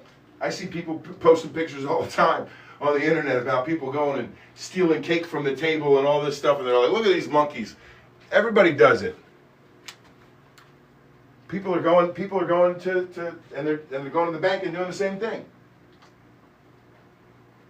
thinking they're doing something. It's not doing anything, right? You're given a little advantage. But the best thing to do, stick around here. We do this shit every day, right? So we do this every day. If you're new, my name's Douglas Wilkerson, Senior Loan Officer, Branch Manager. Got a little bug in my hair or something. At H Home Finance, I go live all the time. 8 a.m., 8 p.m., Tuesday through Friday. And I talk about how you can realize the dream of home ownership and secure your financial freedom through real estate. If you want to contact me, just hit that button right there, or you can Google my name. You'll find out all about me. But the best thing you can do is know a mortgage broker that you like, trust, or you understand, or it's palatable for you, whatever it is. Doesn't have to be me. If I'm not palatable for you, so be it, right? Can't win them all. But no one, so you can come and we can do scenarios live, man. It helps you, it helps everybody else. We've done this a ton of times. We used to have, 50, 60, 70, 80 people in here, depending on the time of day, depending where people are. And it's helped people. And then we've had two people, and it's helped those two people. And that's all I give a shit about. I don't care about the likes, I don't care about gifts. All I care about is that the live keeps going, so I don't want it to be a dead space, right? So thank you for engaging in the chat. Thank you for the people who do send the gifts. Information. That's awesome. But yeah, that's what I'm here for. That's what I'm here for, the information. Can I originate loans? Absolutely. What kind of loans do we do? 11.9 billion over the last 18 months. Oh, who's doing that? The champions are doing that. This is the number one broker in the country. In the country. 3 years running. No one's touching us. Right? You don't get that good. You don't get that amount of business by not being trustworthy. I'm going to show you guys something. As a matter of fact, forget the effing last 18 months. Okay? I want you to see something pretty friggin' amazing. I want you to see something amazing. Look at this. So this is from. Go back to here when it never existed. So we're talking about 10 years, nine years, right? 9 years. Started off with one person. I'm gonna do my thing, but let's start to when we started really cooking, right? Was in this December 2019. This is when we really started cooking. So we were here at $25 million. That's 2 loan officers doing their thing, getting things started, right? We're here now today. $25 billion. $25 billion in home ownership fund. Come to learn you are just blunt, raw, and transparent. I'm trying to give you the info, man. There's a lot of people out there that don't hear. And like I said, I'm not palatable for everybody. I appreciate that honesty, Master. And yeah, I try to help, man. But $25 billion, you don't get that way by just messing around. And this is tremendous, this growth, right? And you can see what we've done last year alone. Was $846 million, right? Last year alone. But we've secured the spot big time. And it's a testament to just the drive that we're getting better. And I mean, it's like, dude, I don't know how to explain it. But it's something to be proud of, right? That we're able to help that many people. And I'm going to tell you right now, like if my chief growth officer was on here, he'd be like, Douglas, do your thing, man. Yeah, it's not palatable for a lot of people. Sometimes I'm, a little bit, like you said, abrasive and I can't tone it down. I was in the Marine Corps. I deal with, most of my business is like 65% veterans. I've got 1, 2, 3, 4, 5, 6, and 1 coming in on Friday in process now. For this month, 6 veterans. We did, I think, like 5 last month.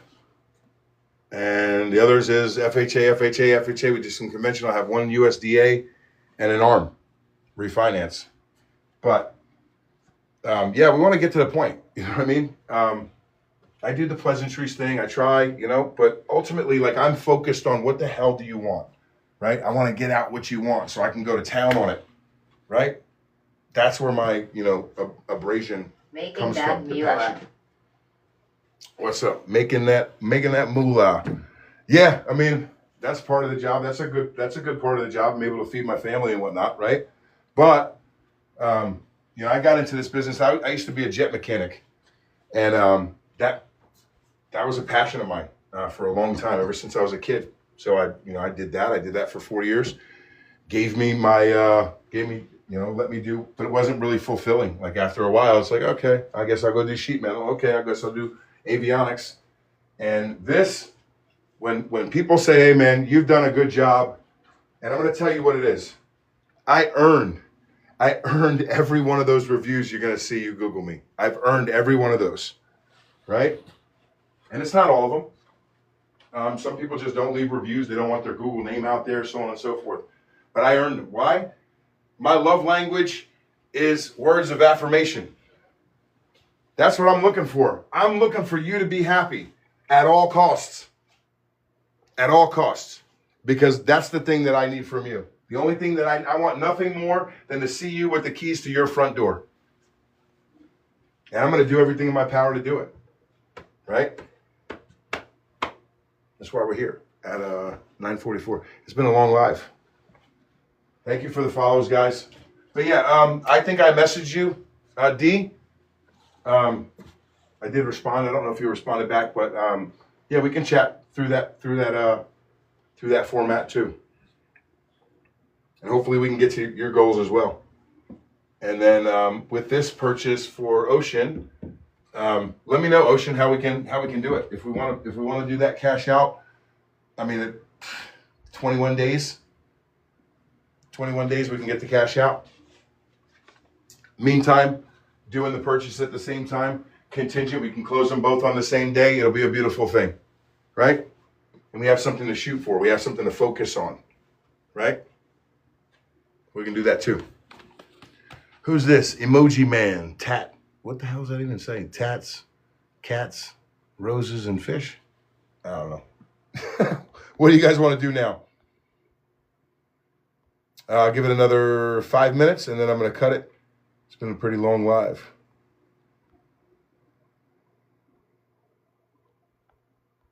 Let's see. Yeah, I appreciate that, Pharaoh, and I appreciate that, D-Master.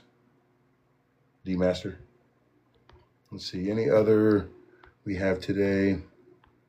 Think that rates could caused by inflation? Do you think that the COVID rates caused the? Yeah, absolutely. That was a huge part of it.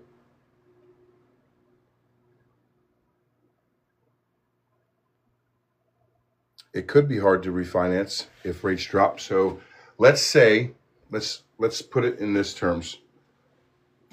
Let's say the economy tightens, right? Because that's going to cause rates to drop. So if they look at the economy and it's like, yo, people are losing their jobs. People don't have money. People can't get new jobs. People are taking out loans, right? They need to get the loans because they need the bonds on the backside to keep the economy strong, right? Keep it going. If that happens, there's some people out there feeling it because their money depends on your money. Consumer services or service industry, like just all over the world. Not I mean service industry like waitresses. I mean like tech services. All types of people will start making less money, have less contracts. Contracts will pull out and just enter your whatever industry you want, right? When that happens, people who are used to a certain lifestyle either have to do one of two things or one of three things. They can either cut back, do a budget, make sure they're not enjoying that same lifestyle of 3 vacations a year, so on and so forth, keep money in reserves so they can weather the storm, or they're going to go in deferment on their payments, and then you know what they're going to do? They're going to call me after 2 months, after it feels good again. Hey, I got this under control. Let me call my mortgage broker, and it's 2 months too late because you should have called me beforehand, and we could have lowered the payment. Once you miss a 30-day payment, you cannot refinance at least for another 6 months. At least. If you miss one within 12 months and it's in month 6 through 12, or 7 through 12 rather, it is possible. Highly likely. If you miss 2 within a year, you're not refinancing. But if you miss 1, 0 to 6 months away, you're not refinancing. And that might change. That's just what it's been in the past, right? But I hate to see it, man. So, when I started doing these lives, I'm like, I do have a lot of information. It's not going to be palatable. It's not all great news all the time. But it needs to be out there. At least it's out there, right? Give people something to think about. Let's see what else we got. I don't want to get into, I'm going to show you, I'll show you guys something. Yeah, I'll show you guys something. I want you to check something out. I got to make sure I don't, here we go. So just stand by.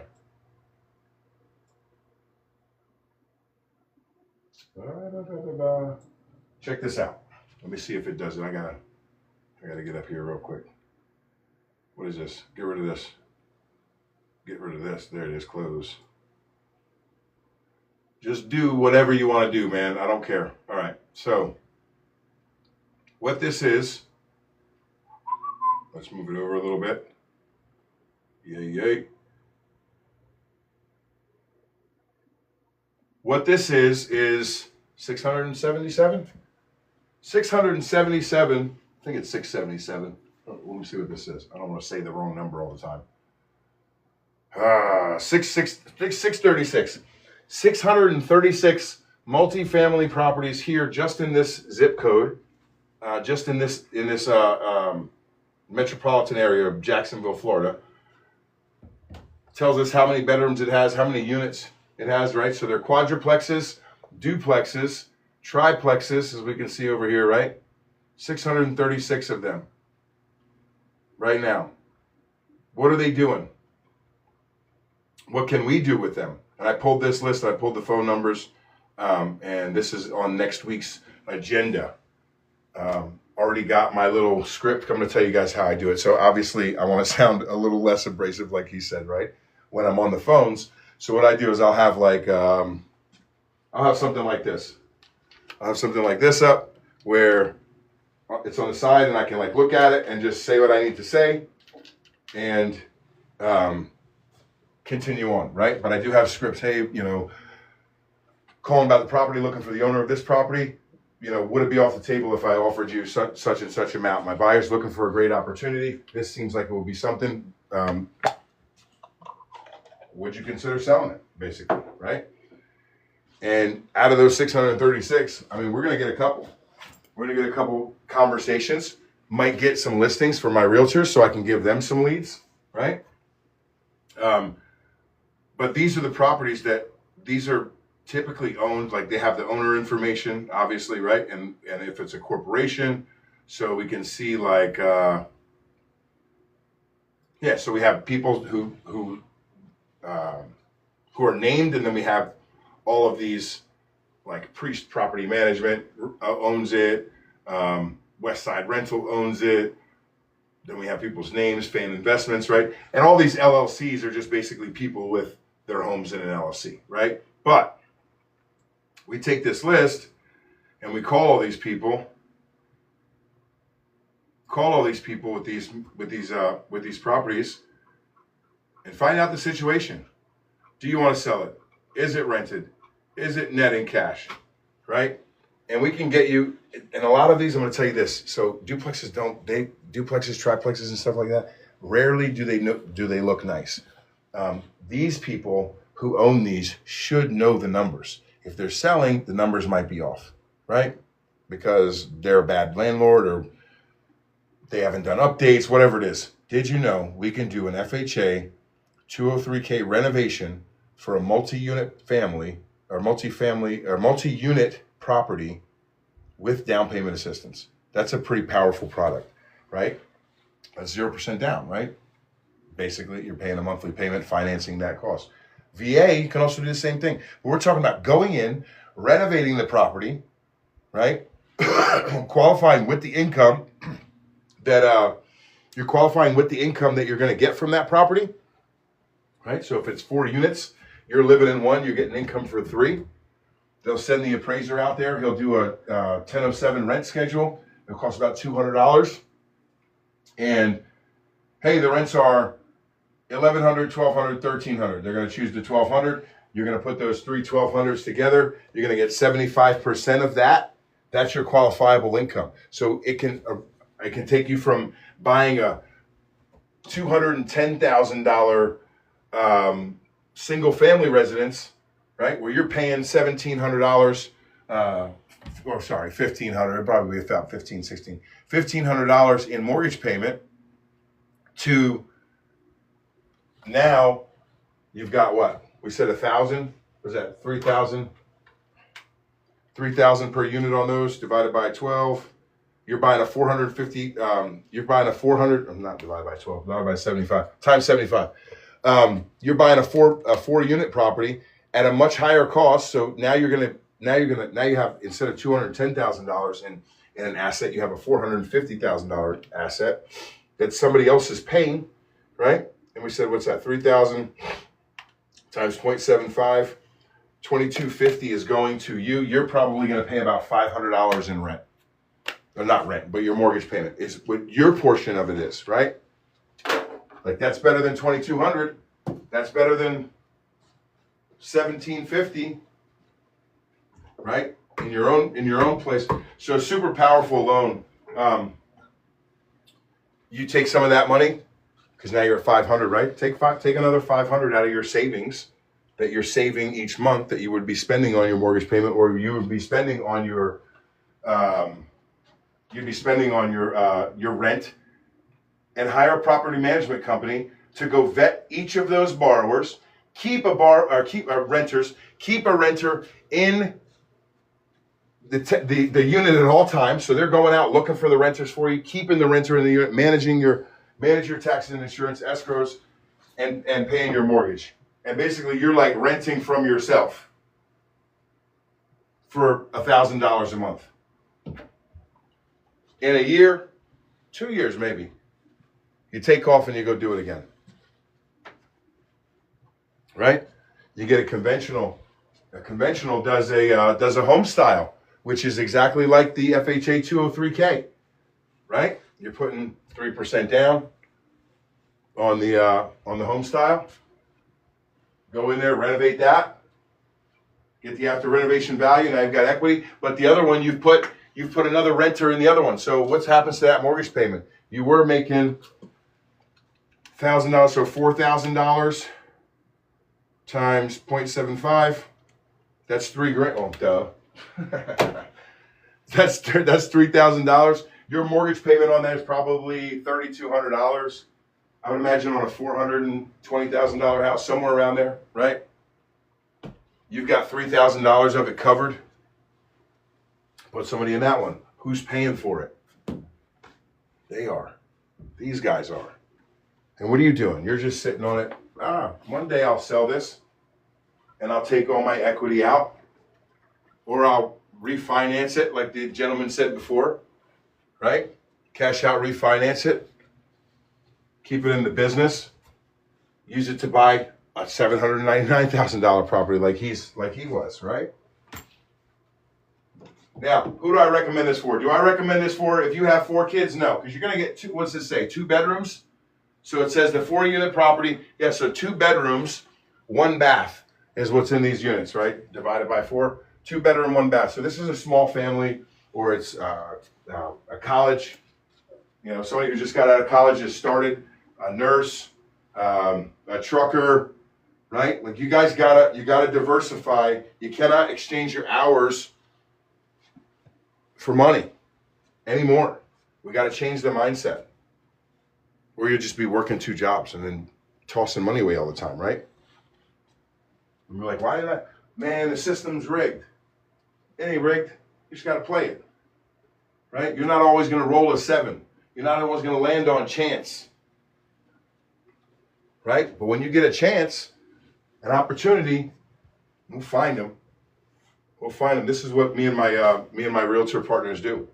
Me and my realtor partners, we call. I have a list like this, 636. I just gave one to one of my realtor partners last night. That list, and we're gonna tag team it, right?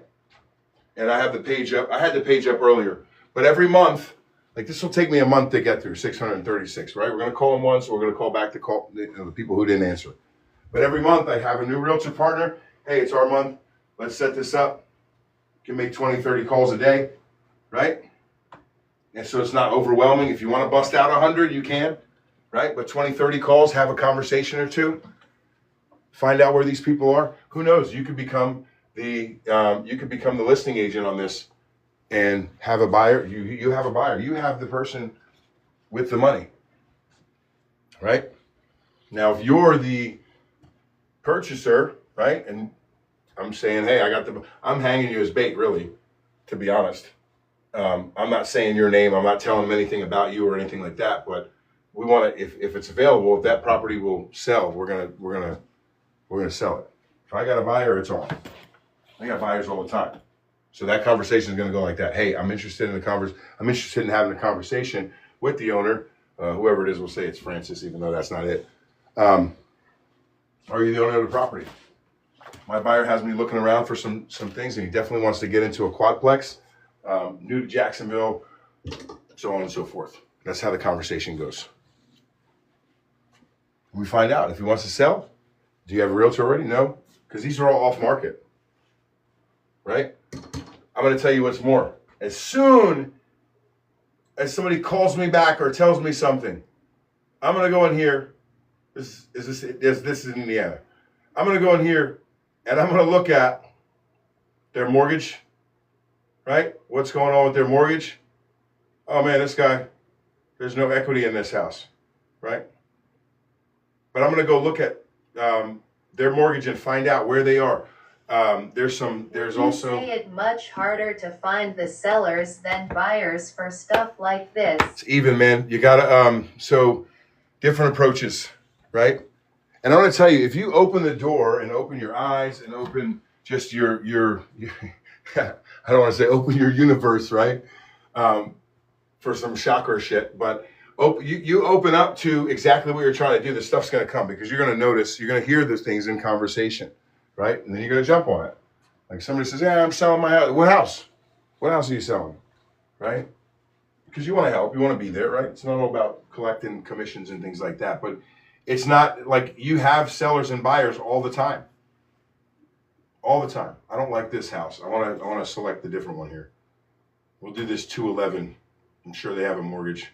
Hey, no, they don't have a mortgage. See? So something like this, and then I don't know if there's any. So look at this guy. Let's see if he's got a portfolio. Oh my God. Come on now. 27 properties he owns in New Haven, Indiana. This one's a $211,000. Here's a duplex, 2-bedroom. Here's a row house he owns. How the hell did he get that? I wonder. Lord, I wonder. Look where he started. I wonder if I know this guy. I'm going to look him up. 12.6 mil, wow. Oh, I'm going to go back up there. We're going to see. I know you saw it really quick, but we're going to break that down too. Started off duplex. Look at these. Then bought a piece of commercial vacant land just sitting on that 12-unit row house. Another row house, another row house, another row house, all in Indiana, in New Haven. Does he have loans? No mortgage balance. Ho, I didn't see that. Say it with me, ho, right? But yeah, these are all pretty small properties. 27 for, I mean, yeah, they're pretty, what are they, $300,000 each? Something like that. He owns a health spa now. Look at that. Isn't that something? Isn't that something? Let's see his name. It's probably a business name, or we got his real name. Arbor Park LLC. But we can look him up. In Fort Wayne, Indiana, right? I can get his number, just like I did on the other list. That's heck of a software you got to see all that. No. So I'm going to give it, yeah, if you want it, here. These are the two sites that I use right here. Oh, it's right here. It's a browser. You can type in the chat, prime-tracers.app. If you want an affiliate link and you want 100 credits so you can actually do this yourself and get their mortgage, you'll get the complete mortgage information from it, right? You'll get their phone number, their email. I can give you an affiliate link. I don't ever do this, but I can give you an affiliate link and I'll put it in, I can put it in the chat. And you'll get 100 credits just for signing up with that link. There's not a charge. It's a free site. You just pay for the links, and I can show you what pricing looks like, or pay for the skip traces. But you can download any of these lists you want and go to the property if you want. So if you're going to buy like 150 to 750, it's going to cost you 7 cents. I'm up here with the 5 cents per credit is what I usually what I usually get, anywhere from 3 to 10,000, probably like $8,000 at a time. Costs about $400. We do this once a month, and we get those get all those lists for where those realtors serve. Go sit down with them, explain it to them if they haven't already worked it with us, and then tackle it. Right, but it doesn't cost anything. You saw my all you do is it asks you when you want to log in. You just connect it to your Google, log in, and you can put any Gmail you want in there. Do whatever you want, and that's it. And you have access to all of this. Same thing, PropWire, right? You can go to PropWire. You can see I've downloaded a bunch of properties. I don't use this too much to. I use this because there's better pictures, and the filters are a little bit. I don't have any credits from here because I don't skip trace from here at all. Because the skip tracing here sucks. The skip tracing at Prime Tracers is top notch. Like, you're going to get numbers that is the number the guy's using every day. And be in contact with the owners. But I really don't, I just draw lists from here sometimes. So basically, I'll show you how my process works. You don't need to sign up or nothing. This doesn't have, I don't think it has my name. Oh yeah, it does. It has my name in there. Let's see. Let's do this one. Just to do one. So right here, it'll tell me all about, do I gotta click something? No. Right here, it'll tell me all about the property, estimated property value. They own this free and clear, right? Here's where we're looking. This is pretty good. Absentee owners, so you can set these filters. Absentee owners, cash buyer, they own it free and clear, high equity. I like out of state, tired landlord, right? I like stuff like that. If I see an out of state tired landlord, we're going to jump on that jazz. 3-bedroom, 2-bath house. This is actually pretty good. I don't know why. I'd be looking at properties, man. But then you get the owner information. So he owns a investment. How many's he got? 6, 1, 2, 3, 7. But he's got a bunch of properties all around Florida. Jacksonville seems to be a pretty good place. Pompano Beach as well. For $3 million with no mortgages, 8 properties owned, right? Call him about any of his properties. Hey, you selling these? You do the research in the back end, right? You look at the comps, you look at the numbers, you can look at his history. All this stuff is listed up here, so you can negotiate. So you can tell if somebody's full of shit or not by what they're charging for the property. Oh, it's fully renovated inside, 380. This is not bad. So then I just look at the area, but everything's fully renovated, nice. It's pretty good. Pretty good stuff. Nice big property, 1,500 square feet. All brick. That ain't going nowhere in any hurricanes, but I take this information, so what I would do is I'd add this, right? Or I could add it to a list specifically, and I can actually go down, let's do this. Let's just we'll double up on North Carolina. And just say Greenville. I want to show you this. So yeah, lead types. So absentee owners, auction properties are in here. Bank-owned REOs is good. Banks don't like to own properties. If you're like a landscaper or pressure washer, you want to look up the bank-owned, because the bank will pay you. They don't want to own properties. They don't want to manage properties, but the bank will pay you to go out and cut a lot. $200. It's astronomical, right? They'll pay you to go cut a lot.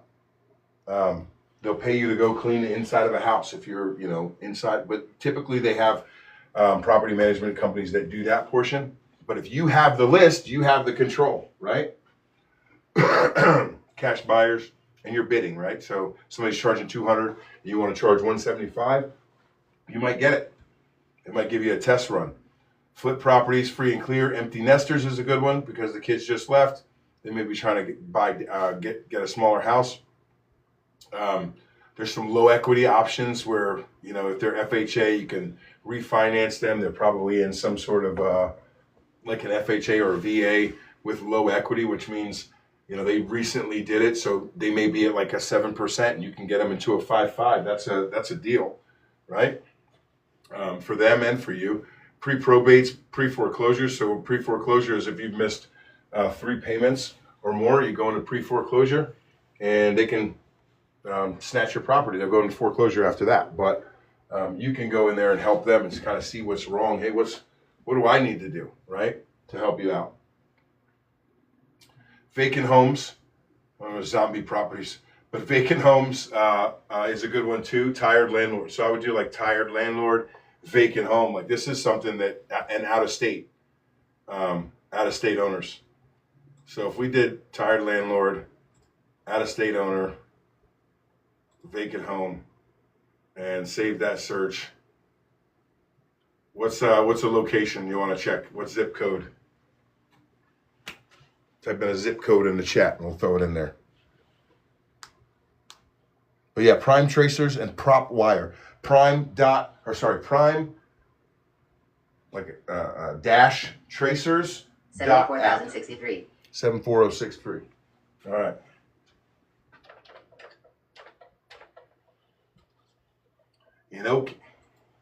Okay. So yeah, there's let's zoom out here. It says there's 2 so far. It's going to pop up a lot more than this. We can't just have 2. 2? That's it? In Tulsa, 2? Come on now. Let me see something. Premium lead type. I don't know what that is. Anyhow. Save and close. There we go. We had the premium lead types. I don't know what that was all about. Let's make sure we do have the ones we wanted. Out of state, tired landlords, vacant home. There's all these 12,000. If we want to zoom a little bit closer in to the Arkansas River and into Sand Springs, there's a bunch of those. So let's look at one of them. 7,600. So this is where I would go to Zillow, and it's kind of a, back and forth type of thing. But this is where I'd go to Zillow. I'd throw this in here, see if I can find any pictures on it, right? Some of them don't have pictures. If they do, it's a good thing because it shows that at some point they gave a shit about the property. There you go. So this is a tired landlord, out of state and vacant property. Off market. Let's see something. Let's see what the owner's doing. Capital Family Trust. Well, there you go. That's why. This is bullshit. Unless they want to take it out of the trust, but it's probably just going to sit there. They might maintain it here and there, right? High equity, $71,000. They have an equity. But this is probably going to be last on my list because of that trust thing. It's not bad. It's not a bad looking property. Somebody fucking lives there. Come on now. Somebody lives here. Or some ghost lives there, looks like. Right? All right, let's see. So let's find another one. Let's find another guy. Instead of Roosevelt. Let's go over here on 10th Street. See what's happening over here. Oh, are you kidding? That don't make sense. Why did they give us this one? Assumable loans, low equity, negative equity. This guy needs help. This is a nice house, I think. Oh yeah, I'd live there. Negative equity is crazy. I like this backyard right here with the hill. That's nuts. Love it. Let's see what the history looks like. Yep, there you go. Bing bong, got with the wrong loan officer. Just recently bought it this year, and now they're negative. What happened? 240. I know what happened. They got 2 loans on this, I bet. This is why I don't like the down payment assistance crap. Like, I really just don't.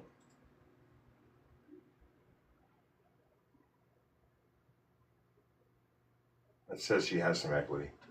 So they didn't. I don't know why it said negative equity. And I don't know why this one showed up on our filters on 10th Street. Let's see up the hill a little bit. Nothing. And let's see up this way, up the hill this way. But we like those code violations. Jeez. Sheesh. There's plenty of properties there. I don't know why the filters aren't showing. Oh, it says. Huh. So our lead types, they bounced off. I think what happened is because I'm not well, no, that ain't it. So vacant homes, tired landlords, and what was the other one? Out of state. That north side of the river is a little rougher. Okay. Desperate landlords. Check this out. There you go. Help. What do we get? Tired landlords, vacant homes, and out of state, right? We want out of state. Out of state owners. Absentee out of state owners. So let's save that search. There we go. Save and close. Notify me when new leads are found. Now I'm fine. Close. Is this the search? Let's just see if this is the property then, because this is what they're giving us. So 129 doesn't really tell us what it is. So let's go see if we can get any more information. If you got a Google Street View it, Google Street View it. You know what I mean? Which side of the river? The south? You said the south side or the north side? You say the south or the north side? There you go. That ain't bad. I like that. Play football in that yard, right? The north side. Okay, gotcha. So this is an out-of-state owner, tired landlord. Nobody's in the house. It's vacant. There's the address. How much? It's 157 is what they're saying it's worth. How much does he owe? Free and clear? Hoo-wee! Oh, wait a second. I clicked on the wrong button. Oh, but they own a bunch of properties. Look at this. He don't know what the hell he wants to do. Pick a niche, my friend. Pick a niche. I'm going to try everything. I got to call this guy, man. LaDonna? Oh, LaDonna, I got to call you, ma'am. Because you got a 1.8 portfolio. You got 1.13. You can't really do anything with this because of the high mortgage balances. LaDonna. California, though, that's not bad. Keep that shit. Or Canada. Oh, God, I'm not calling LaDonna at all. You're going from Canada to Oklahoma. Keep it. And you're in Chino, California. Is that California? Yeah. And you're in Chino, California. Upland, California. I was right. Ontario, Canada. This is up. Maybe not. Who the hell knows? I don't know what CA is. It's California, Canada. I don't know. Let's see his mortgage stuff. Where was it at? Where did we find it at? Zillow. And one here. And money launder. Yeah, right? Imagine. Maybe. So there's a loan amount on here. $20,000 balance at a 6.1%. $170,000 in equity. They're saying the property's worth 100 and what? How the hell does this work? Negative $41,000. Anyway, that's a phone call. Absentee owner, high equity, out of state owners, tired landlords, and vacant home. Like that's 910 West 4th Street. 910 West 4th Street, Sand Springs, right? Sand Springs, 74063. Yeah, ride by there. Take a look at it. See if anybody's in the yard. You can use that affiliate link if you just tap affiliate link, or you send me a message in the Service Plus right here, and you say affiliate link. I'll give you the Prime Tracers affiliate link right here, and because I can I? Let me put it in the chat. Let me see if I can. I can't add it in the chat. Yeah, the only way I can do it, TikTok don't allow you on a couple devices at once. The only way I can do it is from my phone to add it into the chat.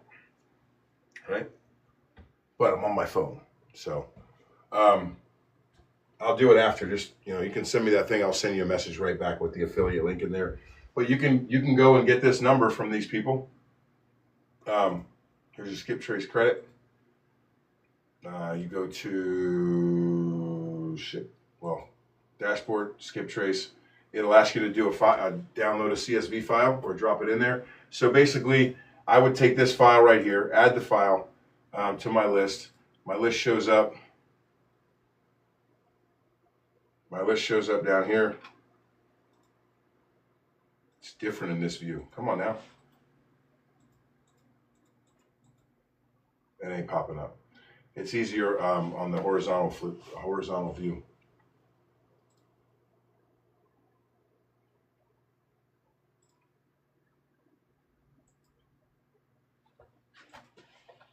Yeah, it's not letting me do the stuff at the bottom. Because on the horizontal view, it's gonna do what I need it to do. But I take this property out of here and I put it into Prime Tracers where I have a huge discount, and I know that I'm gonna get good leads, and then I'll call that person, right? And I'm like, hey, I'm looking at your property here. This is a nice big yard on the property. Is anybody living there? Right? Engage in a conversation. Get them to talk to you. What are we doing with it? Don't tell them all the back stuff you know about how many properties they own and all that jazz. Just tell them what they need to know to continue the conversation going. Right? They're out of state. They don't know what the hell's going on here. Hey, I have a buyer who's interested in purchasing this property, or he's asked me to go around and look at a couple different properties for him, and this one was one of the ones they selected because of the large yard. If we made an offer on it, would that be totally off the table? Well, what's the offer going to be? We're thinking something about $130,000 sight unseen. Is there any way I can get access to the property? Well, my sister's in town next week. She could probably get you in. Who is this again? Right? So that's how the conversations go, right? And you can ask them straight, hey, sir, do you live in the property? I lost it for the absentee owner thing. Do you live in the property? Sir, ma'am, whatever it is. No, we had some renters in there, so on and so forth, blah, blah, blah. And then you can help him with his other properties, right? Because he had some other ones. And you can go in and you can talk about offering services to the other properties. Like this stuff, there's so many things you can do. You have to think outside the box. You got to get the mindset. And I know that a couple of you in here have it, because I've seen the things you're posting. I've seen the things you're trying to do. People have messaged me with things that they're trying to do, and it is really innovative. And if you're thinking outside the box, you're not thinking crazy. You're doing the things that you're supposed to be doing, right? And I like having those conversations. I don't like conversations that start off with, rates suck. Okay, cool. Glad you got that out. I mean, people can vent in this space. It's fine, right? You can go off in this space. That's fine with me. But yeah, I don't. I think that most people just have this really, what is the word for it? It's a really linear view of real estate, right? Real estate has a lot of stuff that's involved in it. There's maintenance, there's property management, and then when you get on, there's people who are doing stuff with real estate all the time, all types of stuff. If we just have this, rates, that ain't it, man. That ain't making nobody money. Definitely not you, right? So what else we got? Thanks for joining, guys. Appreciate you staying in here. And so I'll give you this one more time, just in case you want to go and log in yourself and do all that stuff. But you can also tag the affiliate link. It's called Prime Tracers. I don't know if you can you guys see that up there? Yeah, you can see it. Prime-tracers.app. And then the other one is PropWire. So just go look at it. I mean, you don't have to do it if you don't want to, but go look at it, see if it's something you can use. Fiddle around with the site. You just use your email to log in. Has nothing to do with me. If you want an affiliate link, you can type affiliate in the chat, and I'll message you after the chat since I'm getting off right now. And I'll send you the affiliate link directly from there. Sound good? All right, guys. I appreciate you joining. Take care.